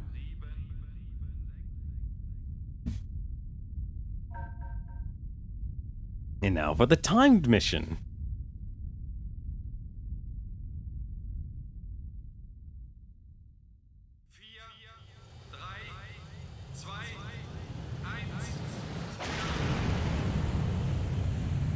This is the mission that took most of my continues. Because this is a pain in the butt for a stage.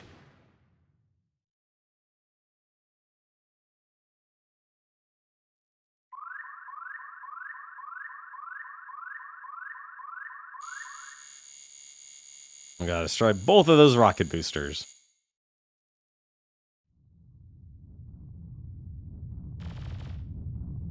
And we are under a strict time limit, too. It's absolutely terrible.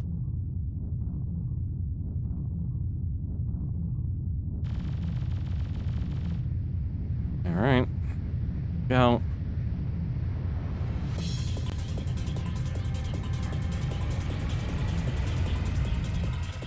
The thing about this, well, you kind of see, kind of have to actually kill everything, and I walked right into it, walked right into the flames.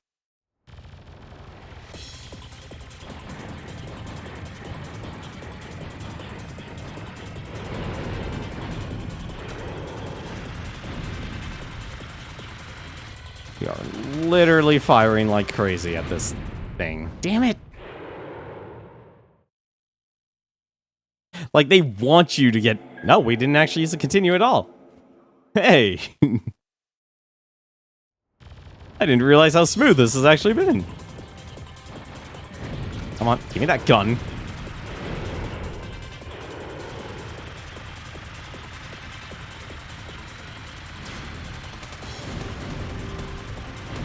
I am literally just...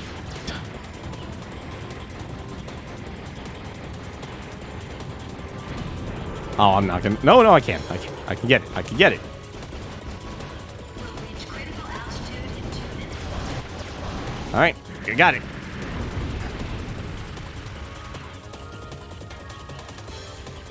Gotta watch out for that. Ugh.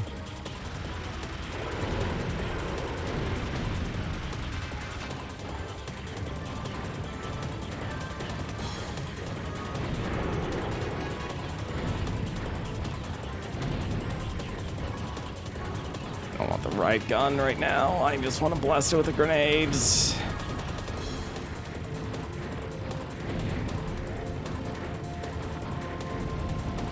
I think I got it. I think I got it. Yeah, time stop. We got it. That is a lot harder. That took me, like, I think 6 continues last time. I'm more than happy being able to take that thing out with only 1.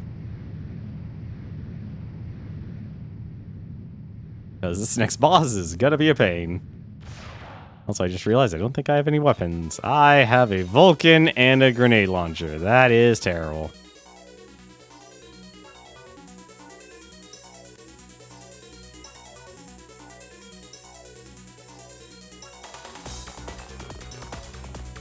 I'm gonna call him Mr. Satellite.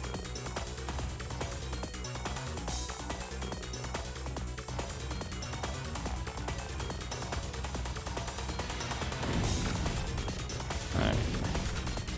Perfect. Why did I do that? I should have... You know what? Forget it. We'll just use...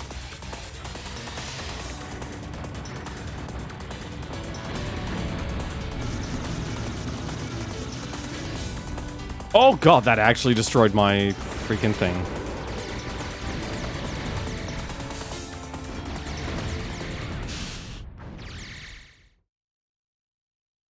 Yeah, this is gonna be rough. This is gonna be rough. Oh, come on! How did I miss that? Whatever, just give me that.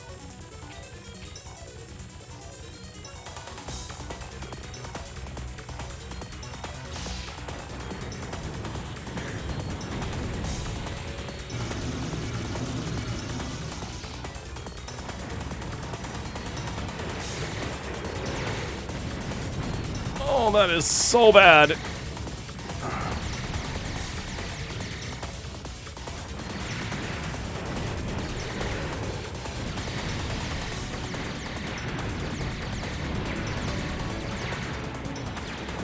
It's got all the drones. And the drones. And, damn it. That was actually a good one. That could have been the attempt. I don't need that. Or apparently I do. Apparently I do. Oh, come on. Really? You get... Alright. Fine. Dude, let me have it then.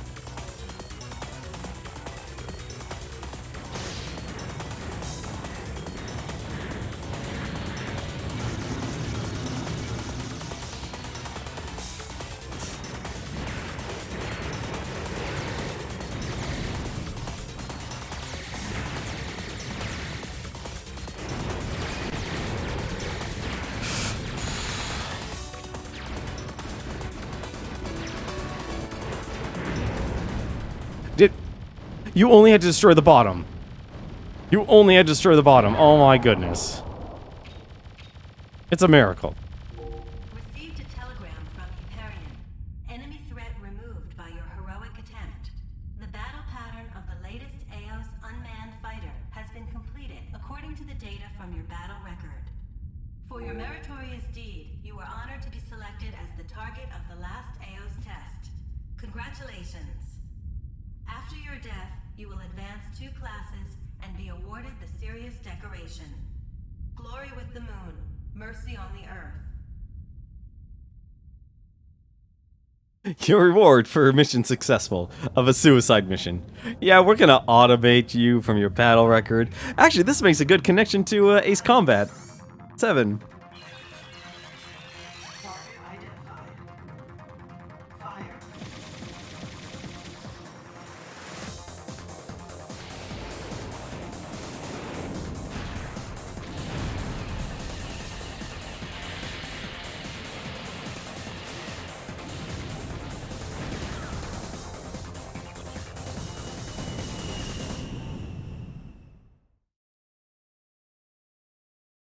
We engage in drone warfare.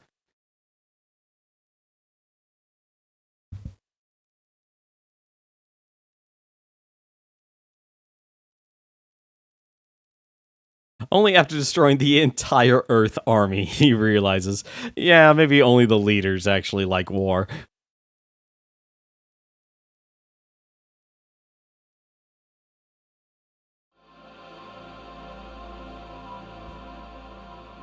Received a telegram from Hyperion. You are committing a major act of treason. Remove your armament promptly, then surrender. Repeat. You are committing... But somehow, I survived.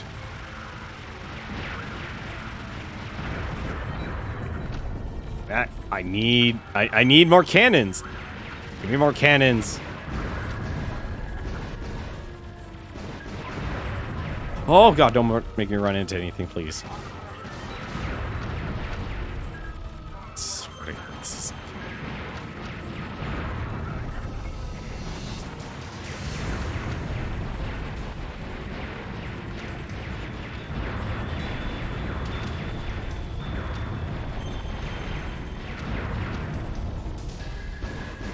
I feel so bad. Like, this game is loading you up for a battle here. And it's clear... Can I even actually shoot this thing yet? No, I can't. This is where we actually gamed over. This actually might be endgame. Hopefully. I'm not even gonna worry about how many missiles.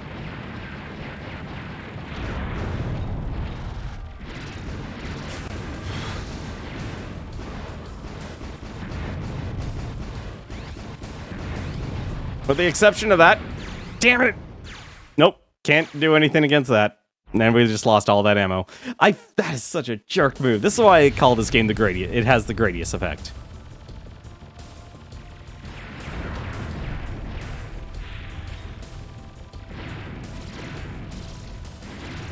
Come on, just... It shoots its Kamehameha. Or not. Oh, we are den filling in space if my grenade launches are actually just firing straight. Also, apparently I need to kick up the speed to maximum, because this game just says screw you. That is so bad.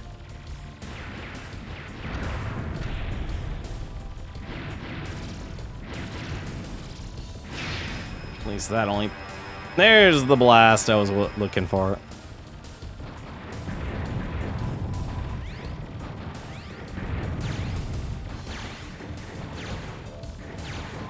I'm surprised he didn't fire anything on me. Ooh.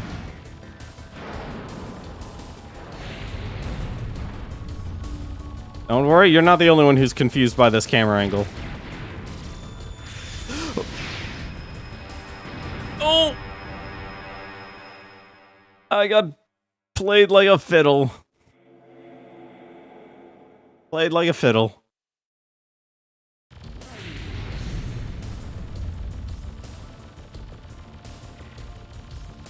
What? It wasn't even on screen for a second. I call shenanigans on that. I'm calling shenanigans on that.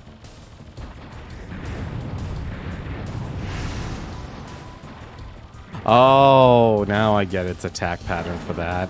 That makes a lot more sense.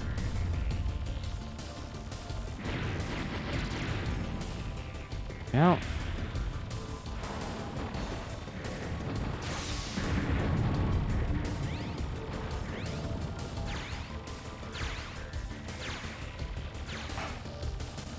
I can't believe I'm alive. Damn it! As soon as I said it. As soon as I said it.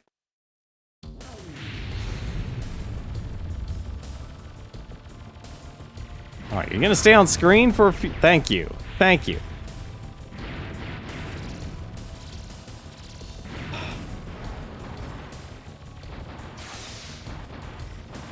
God, between every...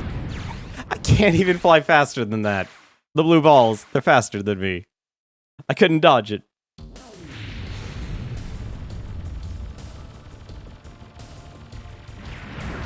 Those balls are not inert.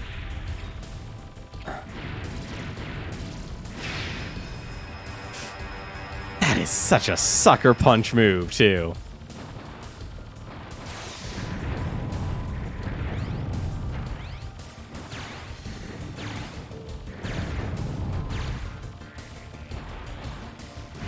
Oh! I literally walked into that because of the camera angle. I hate this fight just because it's constantly shifting camera perspectives. Like, artistically, it looks great. Actual gameplay, not fun at all.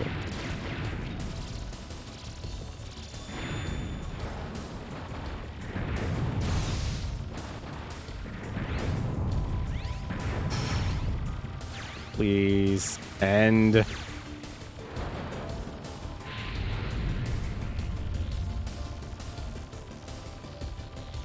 What? Really?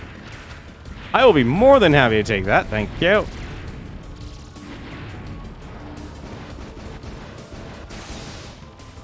No, not again.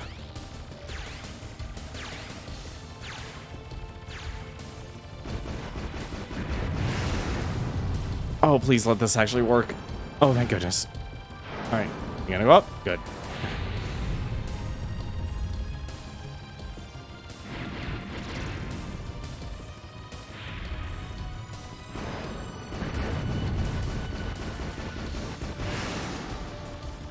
Stay low. Stay low. Let him claw ya. I don't even know what his weak spot is. That's the worst part. I could be just shooting blanks here for all I know. And I probably am, actually. What? Little sucker punch.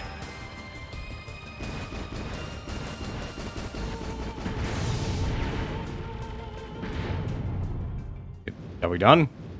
He's done. Is that game over? Are we done? On easy mode? God, like, these enemies have... They literally have either no health or they have an ungodly amount of health.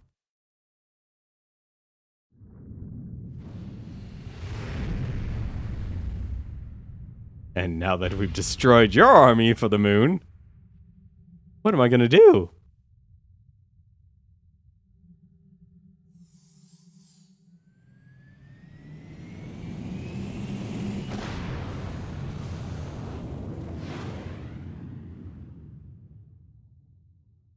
He's going to destroy the moon.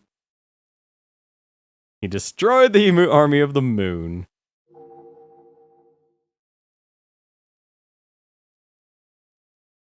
That is a lot of points for a fighter remaining. That took a minute 33. That was a minute 33 seconds of heck.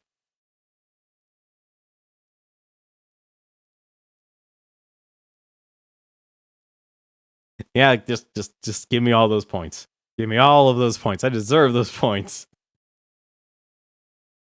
I think that's game. I think that's game. So stage 7 is literally just, here's every weapon you could need, and then you just lose it, and then you're having to scrape by with nothing. God, I could see it, like, this really is like a Gradius game through and through. First time actually beating this stage. After the battle, both sides no longer able to fight agreed to a temporary ceasefire. Gradually, the people on each side became aware of the conditions of the other, naturally leading to the end of the war. Although no utopia, temporary balance fell over the world again. The name of the one who indirectly brought about the end of the war was completely erased from official records of both powers.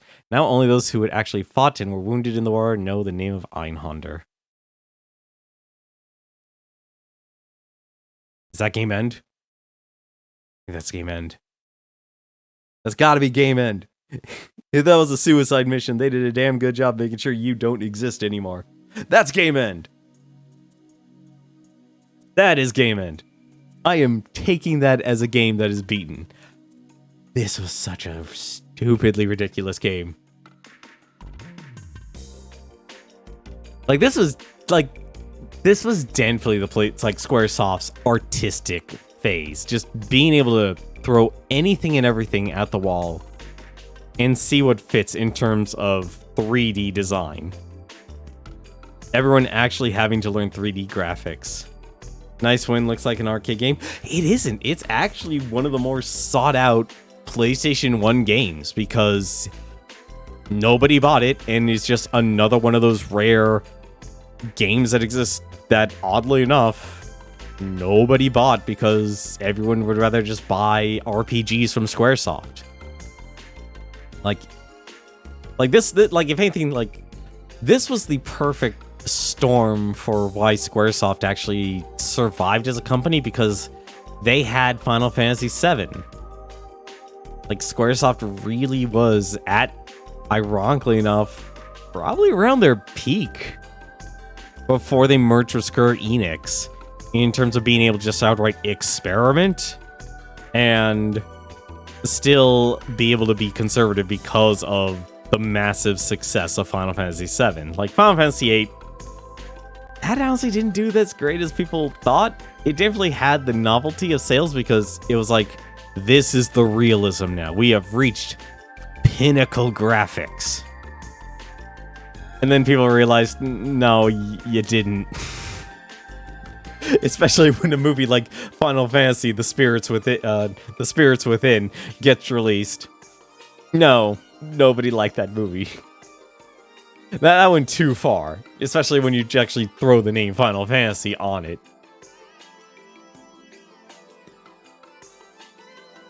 But this was definitely like, we need an excuse to learn how to 3D model things. And being able to make a game like this just makes complete sense. I'm sorry, wait. Alphabetical order player? What? Oh, you know what? You could probably actually have multiple accounts or multiple names on your memory card, and it'll put in the credits. That's actually a nice touch. I like that. Squaresoft. I ain't gotta call them Square Enix.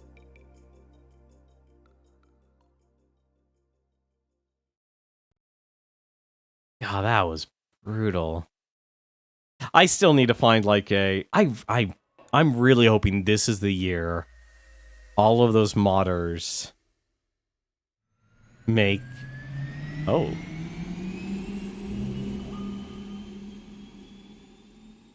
He lives. But game over. You destroyed the army of Earth and the army of the Moon. Congratulations, you brought world peace through forced pacifism. That was stage 6 easy. Wait, what? Let's go back to that. Tech points, C, highest percentage, D. Yeah, I probably died way too much. I honestly would like to see like what a full playthrough, no deaths, no continues actually looks like. Let's see what this is here. Shut down. That's my score. That is all 7 million, really? Huh. Boss bonus. It went, wow, I got less of a boss bonus apparently. Apparently the 5th. Tech points was 50, so that's the current top. S bonus is 5. Yeah, so there are stage bonuses that can take you on different routes and such, I think. There we go. Yeah, so the ship, actually, yeah, so this records it by the ship that you're flying. So it shows like, hey, easy, you beat that's amount of stage bonuses. That's actually really cool. I guess just gets shut down. Yeah, that's actually really cool. It's weird though, it doesn't save every single time. I don't know why. It probably just, oh, you know what? Here's what I bet. It probably only saves the stages that you have ended the game on. That's probably what this is. That's why everything looks so weird. Oh my god, that means they assume you literally do 1 credit CC of this game. Oh, that is evil. That is so evil. Wonder if there's an alternative ending. I would not be surprised. And this is just theory. I'm gonna be confident in saying this, actually. So, you know when that rocket ship flies up and it's a timed mission, I think if anything they assume you would lose.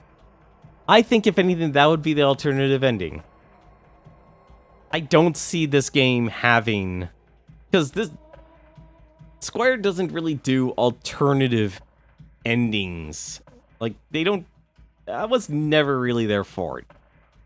It was never really there for it when it comes to making, developing games and stuff, because it's more important to just develop the game. I think the only game I could think of that you could technically say has multiple endings, Chrono Trigger. That's literally it. Everything else is more of, it's more of, alright, like, play through the game, enjoy the story, and play through it again. Like, I would honestly say, like, especially during this time, because, let's be honest, the Square Enix of the Super Nintendo was, not Square Enix, Squaresoft of the Super Nintendo was not the Squaresoft of Nintendo and not the Squaresoft of PlayStation. Like, unfortunately, we never lived in, the game industry has always had such a high level of churn. So in other words, people entering in and then people leaving and such, with very few people. I would even apply this to Japanese culture, with very, very few people actually getting a job and being able to stay at that job. Never mind actually the rarity of being promoted or like through attrition somehow becoming the manager. And even then, honestly, in America, yeah, that doesn't exist anymore. It's like you are applying, you're applying for the job you want. You are never going to get promoted by attrition anymore. You have much better luck in, I don't know why I went from a video game to, how did I go from video games talking about the job market? How the heck do I achieve that?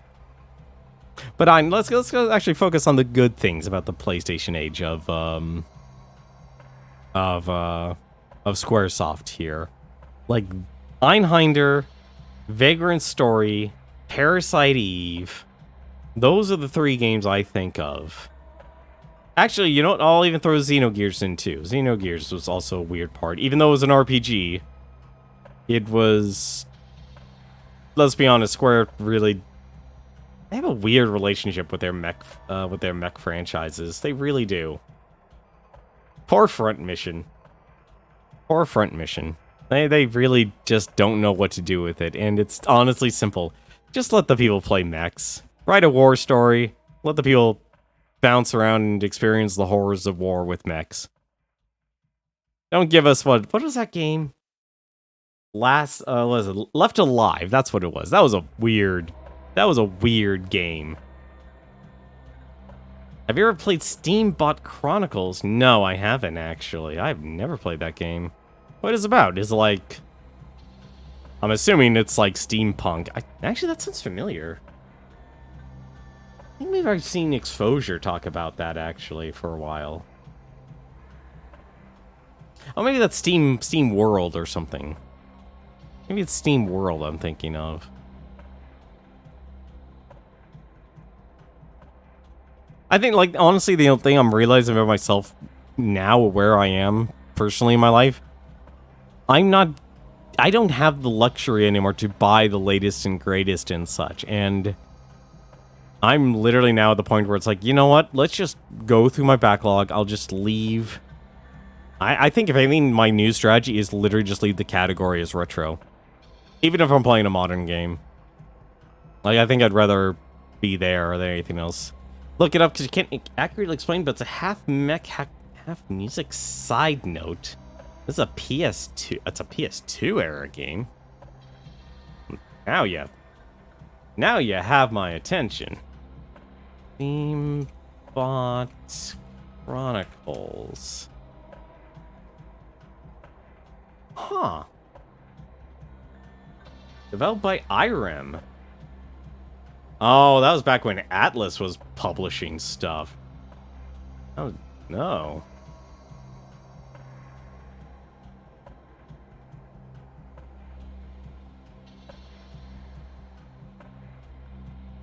The heck is this game?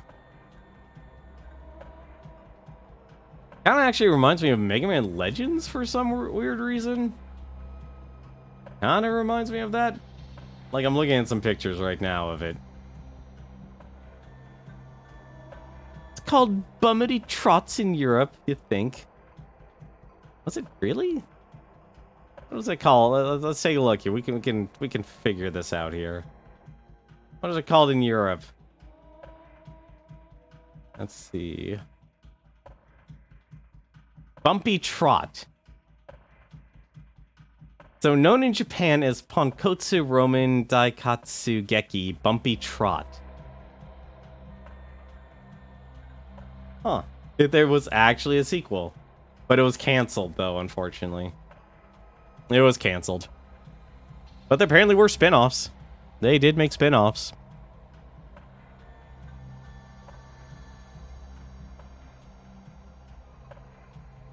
It was the last PS2 game you picked up. Technically, the last PS2 game I've picked up now has been, was Dokapon Kingdom and Evergrace. I'm trying to think if I bought any others. No, that was the same time I also bought Final Fantasy Crystal Chronicles Echoes of Time for the Nintendo Wii and Punch-Out. I think those were the 4 games I bought at the last Retro Game Expo. Yeah, it's unopened too. It is completely, it's a sealed copy. Twice over, oddly enough. The guy who was selling it, ran an online video game store, and he just had like an excess of product that he literally was just trying to get rid of because he was kind of not really moving on from video games, but just like he no longer wanted to actually work as an online vendor anymore because playing the eBay game, as they say, can be really cruel. It's really rough. I would buy a copy if it was cheap. Yeah, that was actually the great part. I think I paid $50 for it, and its value knew he knew he was selling at a loss too. Like I said, he was liquidating. He was basically there. He actually got a booth and everything to say like, I need to get rid of all my new games and such. And he had like, I think he sold like 4 of those. Like, he had 4 copies of Dokapon, and it was literally, like, me and another guy, and I literally, like, played it up and such, and I told this guy about it, and we both walk away. We didn't buy it. Like, it was the last copy, we both walk away, and I decide, you know what, you only live once. You know? Carpe diem, and not carpe diem, that's not the right Latin for it. My god, it's terrible. I've become an idiot. I now have YOLO stuck in my brain over the actual Latin phrase. I am terrible. No, actually, I think it might be carpe diem. Hang on a second. I need to make sure I'm not an idiot here.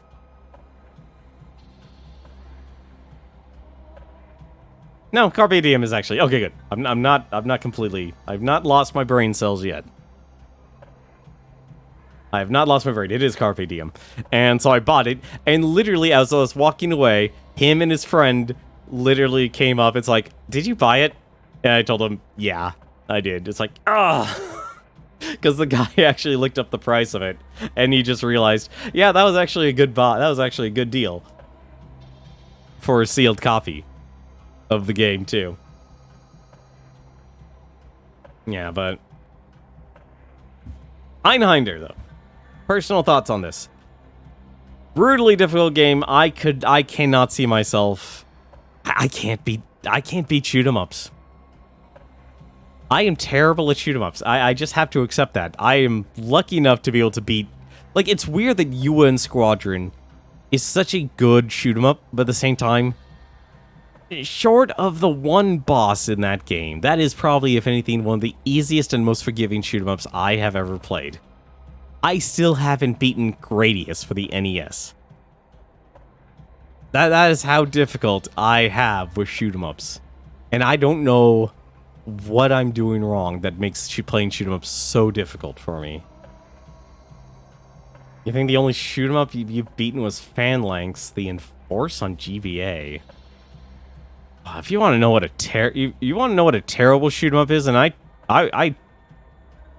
know I'm not going to stream it. There's no way I'm going to stream it because I don't think I could beat it because it's just so badly designed. Iridon 3D. It's a Game Boy Advance game. It plays like Star Fox and stuff, so it's a rail shooter style. But the actual amount of health and the damage enemies do and the health enemies have is so disproportionate that it's impossible to actually get that snowball rolling. Honestly, I don't think I've ever beaten even the first stage of that game. It's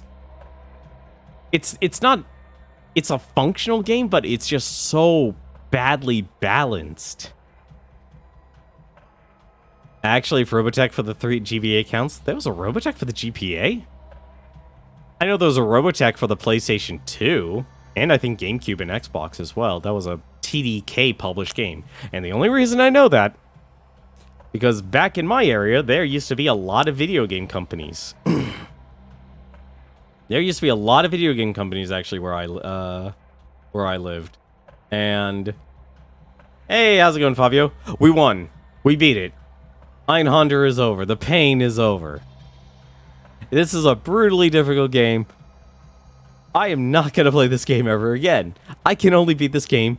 Well, actually, here. Let me show you, actually. I can only beat this game on easy. I cannot beat this game one credit clear or anything like that. The bosses are too difficult. And even if you... Like, the only difference in difficulty in Einhander is how much health the bosses have. That is literally it. Everything else, the enemy placement, the bullets... I'm still a little back and forth on the bullet speed. I think it's slower, but I can't tell. I don't have those sharp eyes when it comes to shoot 'em up. Shoot 'ems are... I like them, but I also am just... I just know I'm terrible at them. I'm terrible at them. I would count Robotech, though, if it actually plays like a shoot 'em up, whether it's a rail shooter or not. Put a pic in the game chat? What?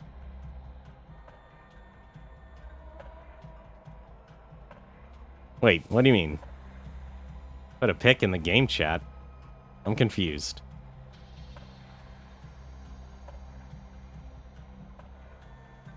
In the...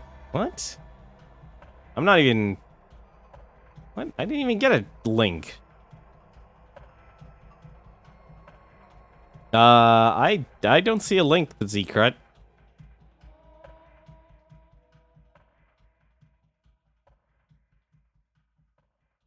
I have nothing I can actually switch to here in terms of desktop mode either.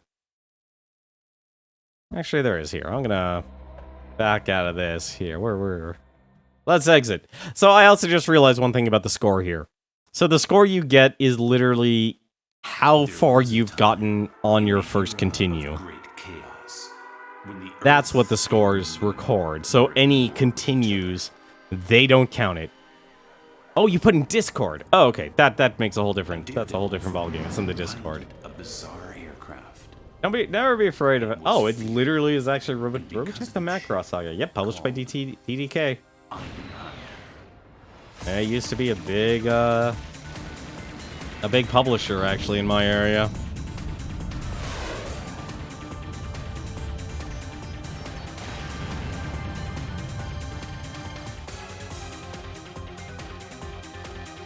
Oh yeah, that definitely is a shoot 'em up. That is definitely a shoot 'em up.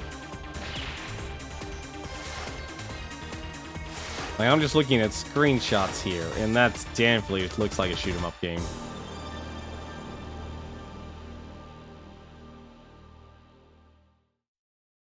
Yeah, it's just a side scroller shoot 'em up. It's the same thing as Einhander.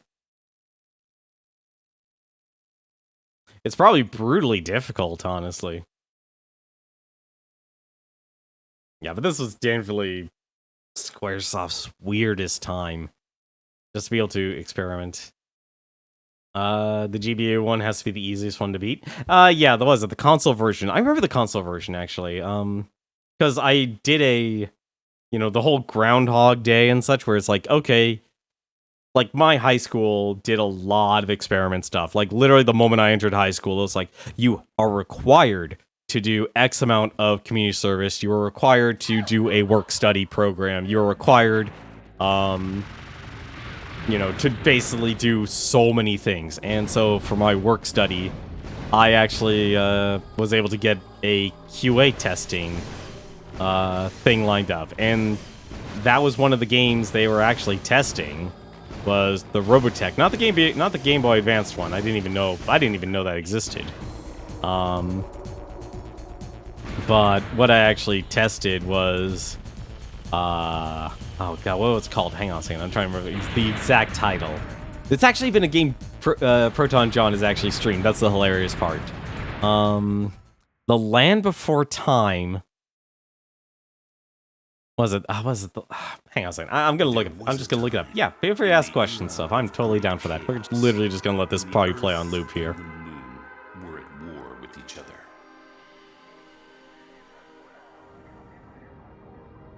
A daredevil from piloted. That's what it's called. Yeah. Okay. So the game they actually had me QA test was The Land Before Time Great Valley Racing Adventure.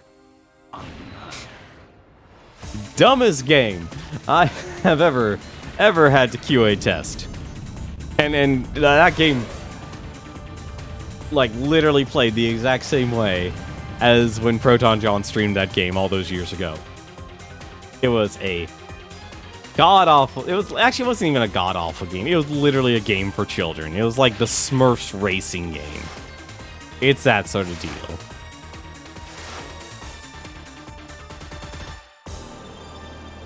It was that sort of deal. Like, honestly, now that I've beaten Einhander, I am not jumping to a different game. No way. No how.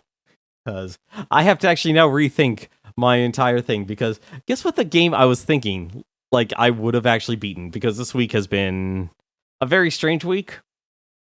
I didn't expect to actually suffer another public safety power outage, which really sucked. Like, it's one of those weird things. Like, great, power outage, but it's not like a blackout or a brownout. It's one of those things where it's like, you just gotta, it's like, well, you could have power, but the power company decided, no, we don't want to deal with the liability. It wasn't because anything was actually damaged or anything. Fired with the arm 1 button. Oh, you never heard of brownout. Brownout, simply put, is, like, there's actually something malfunctioning with the electrical grid. And did the game freeze?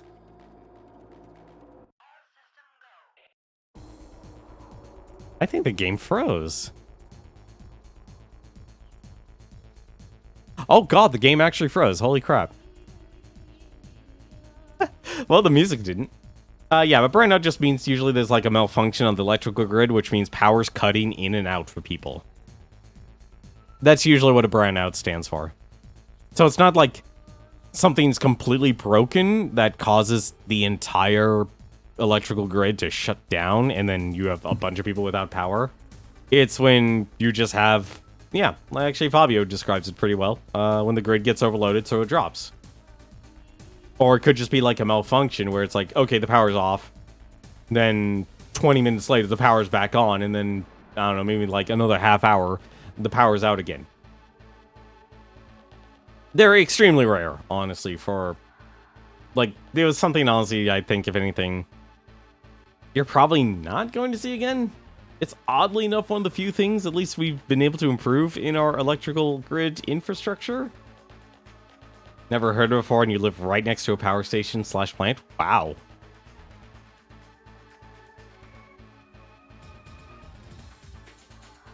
Yeah, it's a pretty... I'll say a pretty common term, but...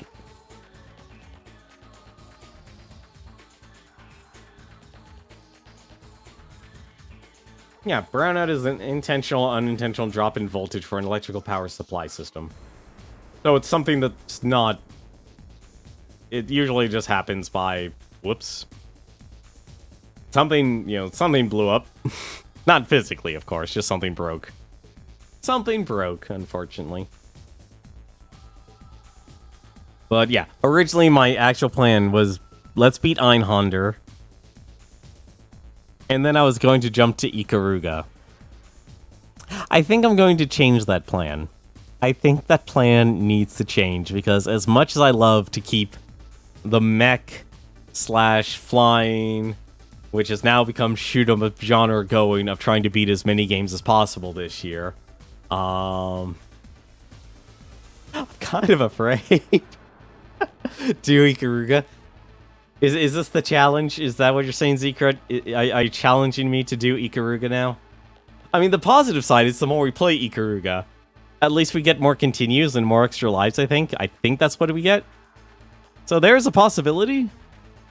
And we have to beat it on actual normal mode because, well, you don't get the actual ending if you don't.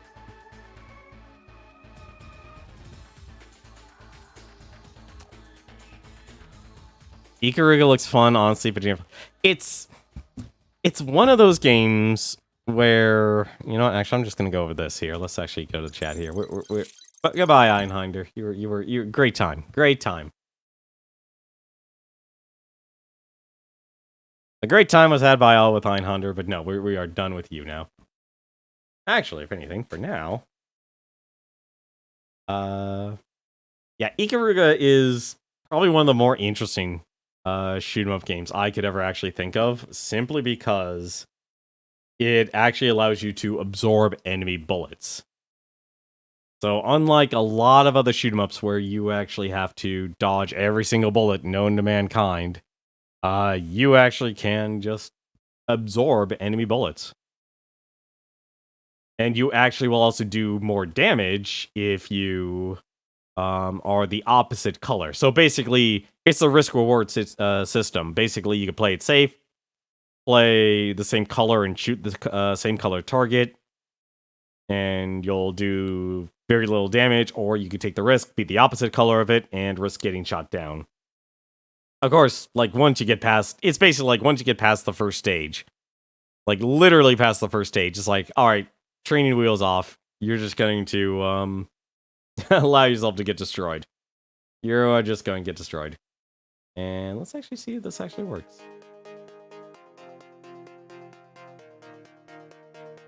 So let's throw on some Popski here. I need to actually... What I really need to do, honestly, in terms of stream stuff, and I need to honestly spend my weekends, and I feel bad because I spent this weekend actually... Oh, not... God, I spent this public safety outage. Let's be honest, it felt like a weekend because I had 2 days without power.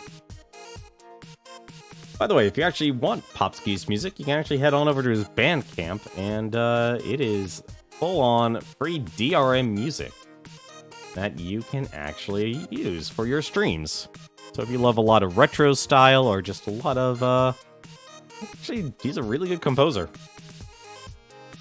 And if you're worried about the specter of DRM, well, he makes and sells, and also has it over on Spotify. I have to ask what happened to all the... No, okay, so positive side. So the positive side of dealing with this this public safety outage. So we actually had the whole solar panel thing installed, and we also got the battery. So what actually nothing happened to the food. Like literally our power consumption was... We used actually... I think, if anything, on the first night, we actually did burn through the entire solar battery. It was fully charged. The power went out, I think, at like an hour before noon, so 11 o'clock a.m. That's literally... So that was 2 days ago. And the fridge and freezer are perfectly fine. The food is perfectly fresh and everything. We're actually very fortunate. Oddly enough, like, I think if anything, the solar battery actually went out at, like, 4 in the morning or something like that.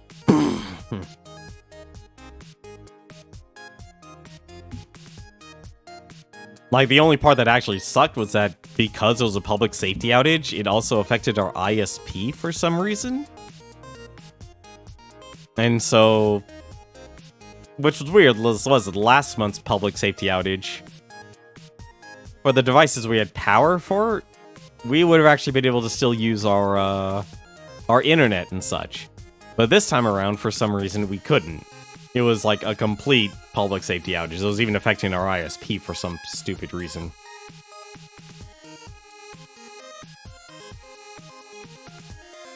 But like I said, thank God we were actually more prepared this time around. Simply because not only did, like, we basically got that installed, the whole solar power and battery treatment. For Christmas, I pretty much asked for and got most of my family members those big old external battery packs. Not what's it, uninterrupted power supplies, but stuff you could basically just charge your phone and such. So basically, yeah, I finally didn't have to worry about my laptop being out of power. I didn't have to worry about my cell phone being out of power. And I'm able to, like, for the few times I was online, I was literally able to tether my phone to my laptop. So I wasn't able to use my computer, but I was still able to use my laptop. And I was able to, at least, oddly enough, write a review. Like, I pretty much actually am now caught up on writing reviews for all the games I've beaten, with the exception, of course, of tonight, Einhander. So I have a review of Virtual on Mars and Ace Combat 7. Those are done. Only thing I need to do now is just, like... And I think I need to do this, and it's going to take a while, is basically add pictures. Like, literally scram through the VODs and literally just pull out some pictures I think that look nice and kind of illustrate my points of what I'm talking about of the game. But I do need to do an add to this. I feel like I need to actually redesign this entire scene as well. But you beat it, why done? Because I've noticed the one thing I tend to do in my...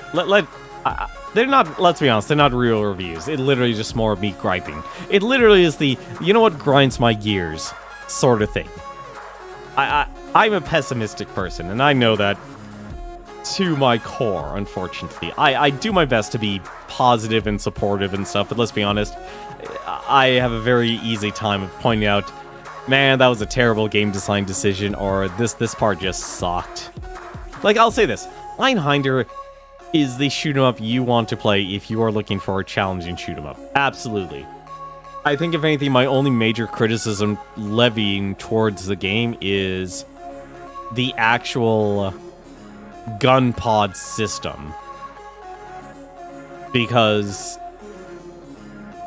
it really sucks when you're using a gun pod and then all of a sudden it swaps over to a completely different gun pod you're using, and you're just instantly going to throw out all of your ammo, and at the same time you're leaving yourself vulnerable because all of a sudden the things you're targeting are most likely not going to be able to be hit by the actual gun pod you just picked up.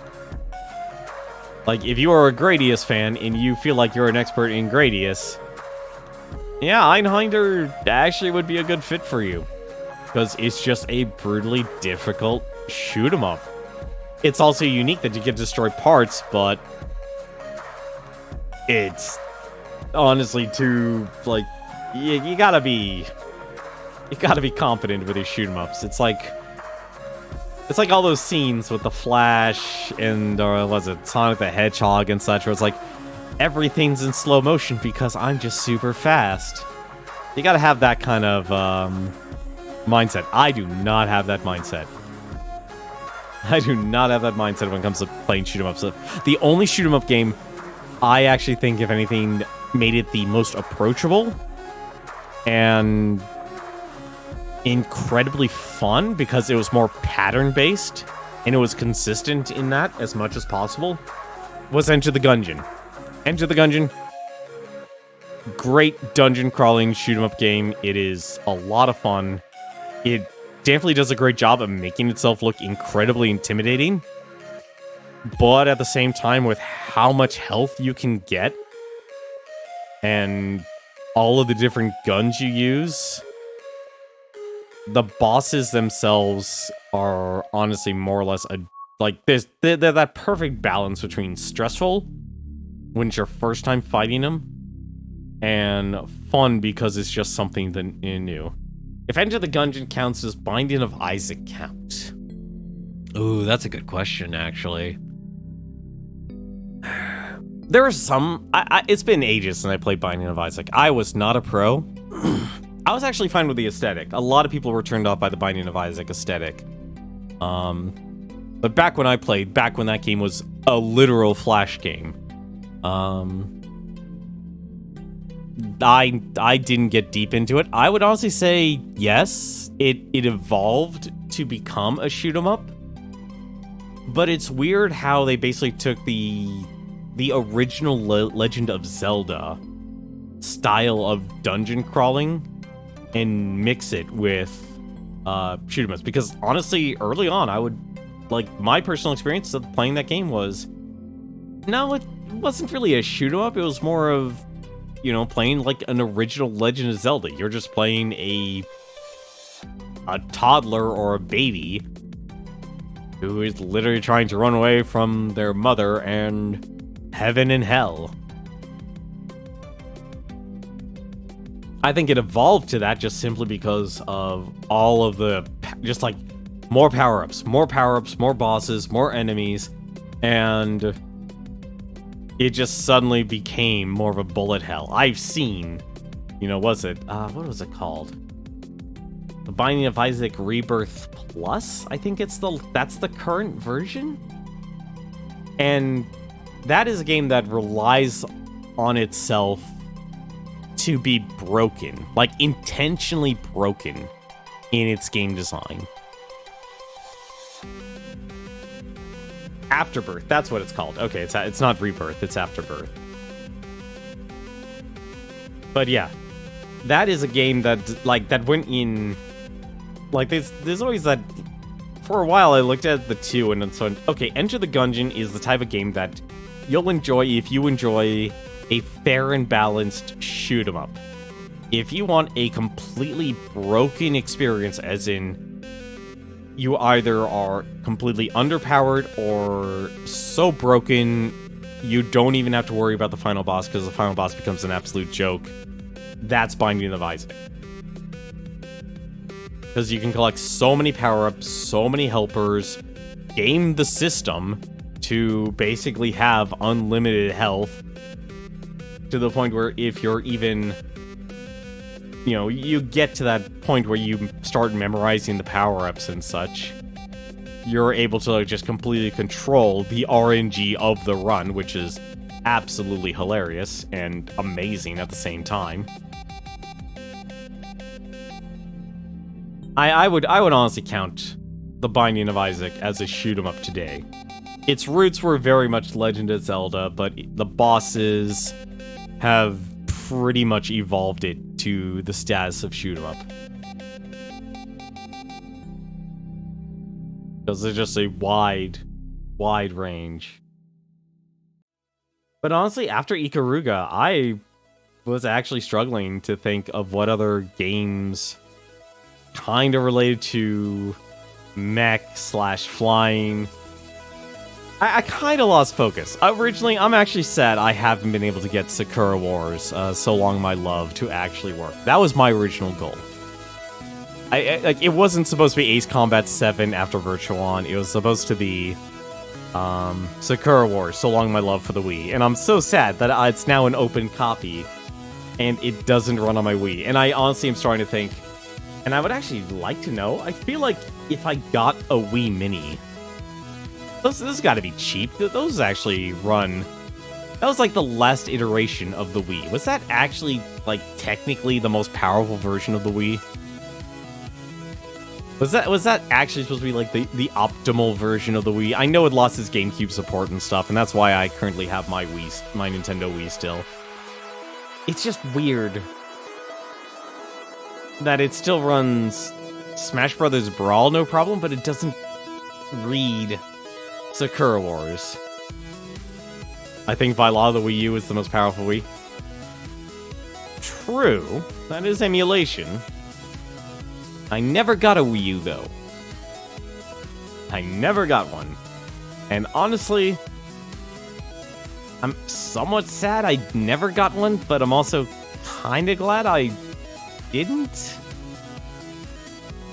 And I think it's more just simply because I'm so fiscally conservative with my money. I'm so extremely conservative. You know what, honestly, speaking of other consoles and such, you know what, on a console I really, really wish modders would actually make? Because I like looking in the mod scene and such, and one of the big brouhahas has been a Neo Geo home console, and also a Virtual Boy console. Obviously, you're not getting the actual virtual reality, but they made it so you could still play Virtual Boy games. I want to see them take a PlayStation Portable and turn that into a console. I know there was the PlayStation TV, but that is honestly impossible to get now. Like, actually, look here, PlayStation TV. I don't even know if Sony's even supporting it. Yeah, $640 for a PlayStation TV. Absolutely ridiculous.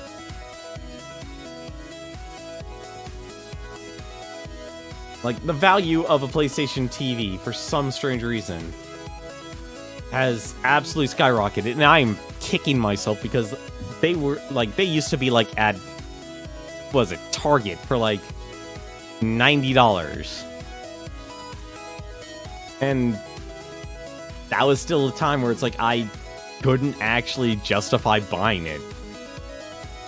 Even though I would have had access to the entire PlayStation store. If anything, like, if I actually had a PlayStation TV, I probably would be using that a lot. Like, in terms of streaming, just because there's just so many good PlayStation games on their market. And it's really sad that it's not getting... Like, it's weird Sony has really kind of dropped the ball with their support on the PlayStation side. With their PlayStation Network. I know they've made the PlayStation Now. But they need to upgrade that thing and make it available for, like, all the systems. And, but I honestly, though, it's like I would still love to actually have a PlayStation Portable console.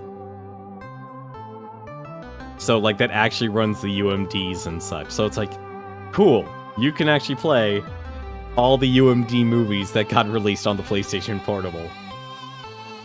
Because I would love to have, like, a console PlayStation Portable so I could actually play a Valkyrie Chronicles. Or Valkyria Chronicles. Not Valkyria Chronicles, right? Valkyrie Profile.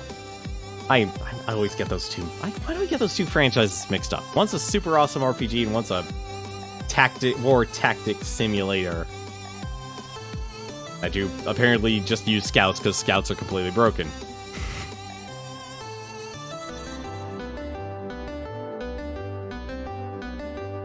But yeah, I'm probably never going to get a PlayStation Vita because those things are just... Why are they so expensive? Oh no, there's actually some that are actually... No, actually, never mind. Well, there's a couple that are cheaper. Only $170. Yeah. That's still pretty expensive, honestly. Nah, but I think that's gonna do it for us tonight, though. Tomorrow, you know what, Zekred, you'll get what you want. We'll try and beat Ikaruga. Ikaruga will be our next game. We'll try and beat it. It might take me a couple of nights to actually get it, but to get the actual ending, we'll do it. And we'll be beating it on the GameCube because that's the actual version I own. I actually don't own it for the PC. You can actually get Ikaruga on Steam and the Nintendo Switch. That is such a weird thing. You'll hop in after work to find out. Well, you'll get to enjoy the suffering whether you watch it on a VOD or not.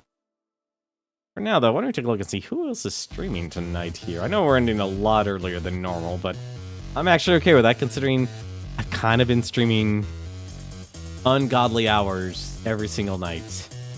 And the one person I can actually recommend for the night is Smite. He's actually playing La Mulana 2. You've ever, and I mean ever, wanted to actually play the most... I'm going to stop this music here for a second here. Let's stop you, Popsky. You make great music, but I need my voice here. But if you ever wanted to actually play a very interesting Metroidvania where you actually have to take notes by hand to solve every single mystery and puzzle, you should check out La Mulana. It is an extremely difficult and myth-based game. Secret, we've already done that. Yeah, 2020 was the year I streamed Dokapon Kingdom. Quite a bit, actually. I actually have a couple of VODs of me literally playing through Dokapon. Against, like, it was a story mode. Oh, don't worry about it, for God's sakes. In this day and age, everyone's memory is now being used, unfortunately, for drama and having to keep up to date in VODs and stuff. You need to do some VOD hunting. Dude, always, like, if you're ever, like, there's a reason why I will always use this, like, okay, so the reason why I name my streams, like, Beat the Backlog or Game Archive, it makes it super easy. All you have to do is do that. Type in, like, either my username and the game you want, or the game, or, you know, the category, like, Beat the Backlog and Game Archive, and then put in the game you're looking for. You will find all of my VODs. The Twitch search engine is actually really, really good. The downside is nobody really is using the search engine optimization at all. I think the only person who actually probably has is probably actually Proton John. But Twitch's design is based on numbers. You're not going to find, you know, what is it? Like, you're not going to find anyone unless you either get the hardcore, like my experience with Virtual On and Armored or Ace Combat 7, in which you have to specifically stream under that game title, or you stream under, like, a very broad category like retro, which retro isn't even actually... Retro is an actual game that was released in Europe and not an actual category. And I think Twitch needs to actually move towards an actual category-based system instead of having the streamer's category be a video game. I think it's time to move on from that, unfortunately, because streaming on Twitch is no longer about video games when over half of your streamer base is using just chatting. Your memory is mostly anime music and random video game shit. This has no relevance in day-to-day life. Honestly, Secret, you could do what Summoning Salt does. Take that random video game stuff that has no relevance and make it into a YouTube channel. That is literally what you can do. The hardest part, aside from obviously learning how to do video editing, is learning how to write and craft a story and make it interesting. And of course, also requiring the video, the resources and video assets and such. Like, it's one reason why I actually struggle with editing and making video content, is I know the fundamentals of how to edit a video and stuff, but in terms of actually crafting a script or telling a story, I have an easier time writing out a guide rather than actually doing all the editing and such. Dream job would be YouTube, Twitch, but screw it all and go into achieving it.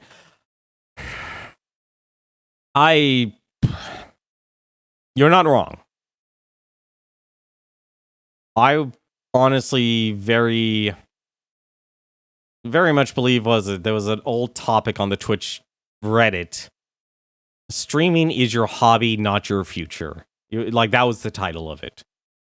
And the person who wrote it definitely made the point of the hard truths is, yeah, the only people who are going to succeed is, like, an extremely small amount. I mean, you, believe it or not, Secret, like, you, Fabio, Board, Newton, all you guys watching me, even if you guys watch me all at once, all it takes is 5 people.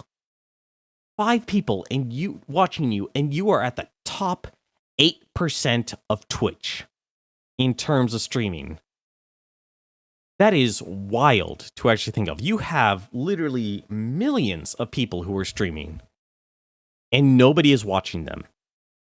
at all. Even if you have one other person watching you, that literally moves you from literally to the top 90%. Just one other person watching you. It is that strange to think about that. Of how polarizing. You have people who basically get...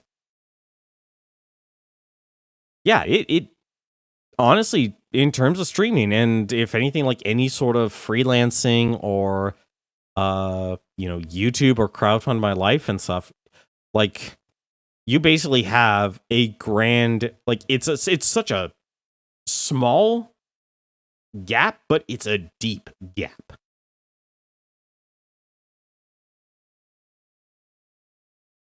It's like, trying to jump the Grand Canyon. If you can make it and actually build something to it, like the Juker has, Dan the Enigma, they've built, their own viewership based on their content. And honestly, primary reason is because popularity reigns king. If people like you, that is where your success of streaming will come from. It is, you either created a show or a character that is doing things that people will always want to watch for you, which is why you have things like, the VTuber Rising. Everyone's becoming a VTuber now. And all it really is just putting instead of actually you physically being on camera, you just have an avatar on camera. That's literally it. That's all it is. The hard part, though, is basically... And the people who are actually, succeeding are either people who can afford to get an artist to do a rig for them, or they're an artist and they're able to just make it themselves. And because of that, they're able to launch themselves into a very powerful position where they, drastically reduce the amount of luck. And because of their skill set or ability to buy things, because you can buy your way into success in terms of streaming in YouTube. You've always been able to. Obviously, if you get caught, like Jeff Keighley has, you're going to get taken down, but that's a whole different matter. But yeah, it literally is just about trying to create some sort of content. I mean, the reason I do this is because this is my time to play video games, and this is my time to put myself out there. Because one of the hardest things, and honestly, I'm ready to just throw in the towel and say, you know what, screw it. Start streaming. I'm trying to actually make more content, which is why I'm working on my blog. I want to try and figure out how to actually use WordPress properly and design a WordPress website. I want to learn how to use JavaScript, and so I can actually edit my blog and actually create stuff, and also do video editing stuff. It's a mess, having to actually try and create everything yourself, but being able to create the stuff really, if you're actually the creator and you then develop that skill set, I wish I could actually then say I have a trade that will then make me employable. And because of what I've been doing on stream, I can point to people saying, hey, this is me. This is my portfolio. You cannot ignore this. And if you choose to ignore this, then clearly you don't value the type of work I do. Or my actual skill set. It's that same thing. It's like you could look at a person's like, well, they're just playing video games. No, they're producing an entire show. They are literally producing an entire show. It takes time to actually put together all of these stream assets, make it presentable, make yourself presentable. Whether you want to be family friendly or be a complete character like Dr. Disrespect, or have a personality like H3H3 where you're willing to do anything and everything, looking like the fool for everyone to laugh at. But that gets people's attention now. That's honestly the game. But anyway, though, I'm giving the host over to Smite. He is playing through some La Mulana 2. My recommendation, of course, don't give any sort of advice at all. Don't even say you think you know what to do. He's kind of strict on the whole first playthrough backseat gaming and such. Like, I never played La Mulana or La Mulana 2, and I'm like, just even like asking questions could be considered backseating.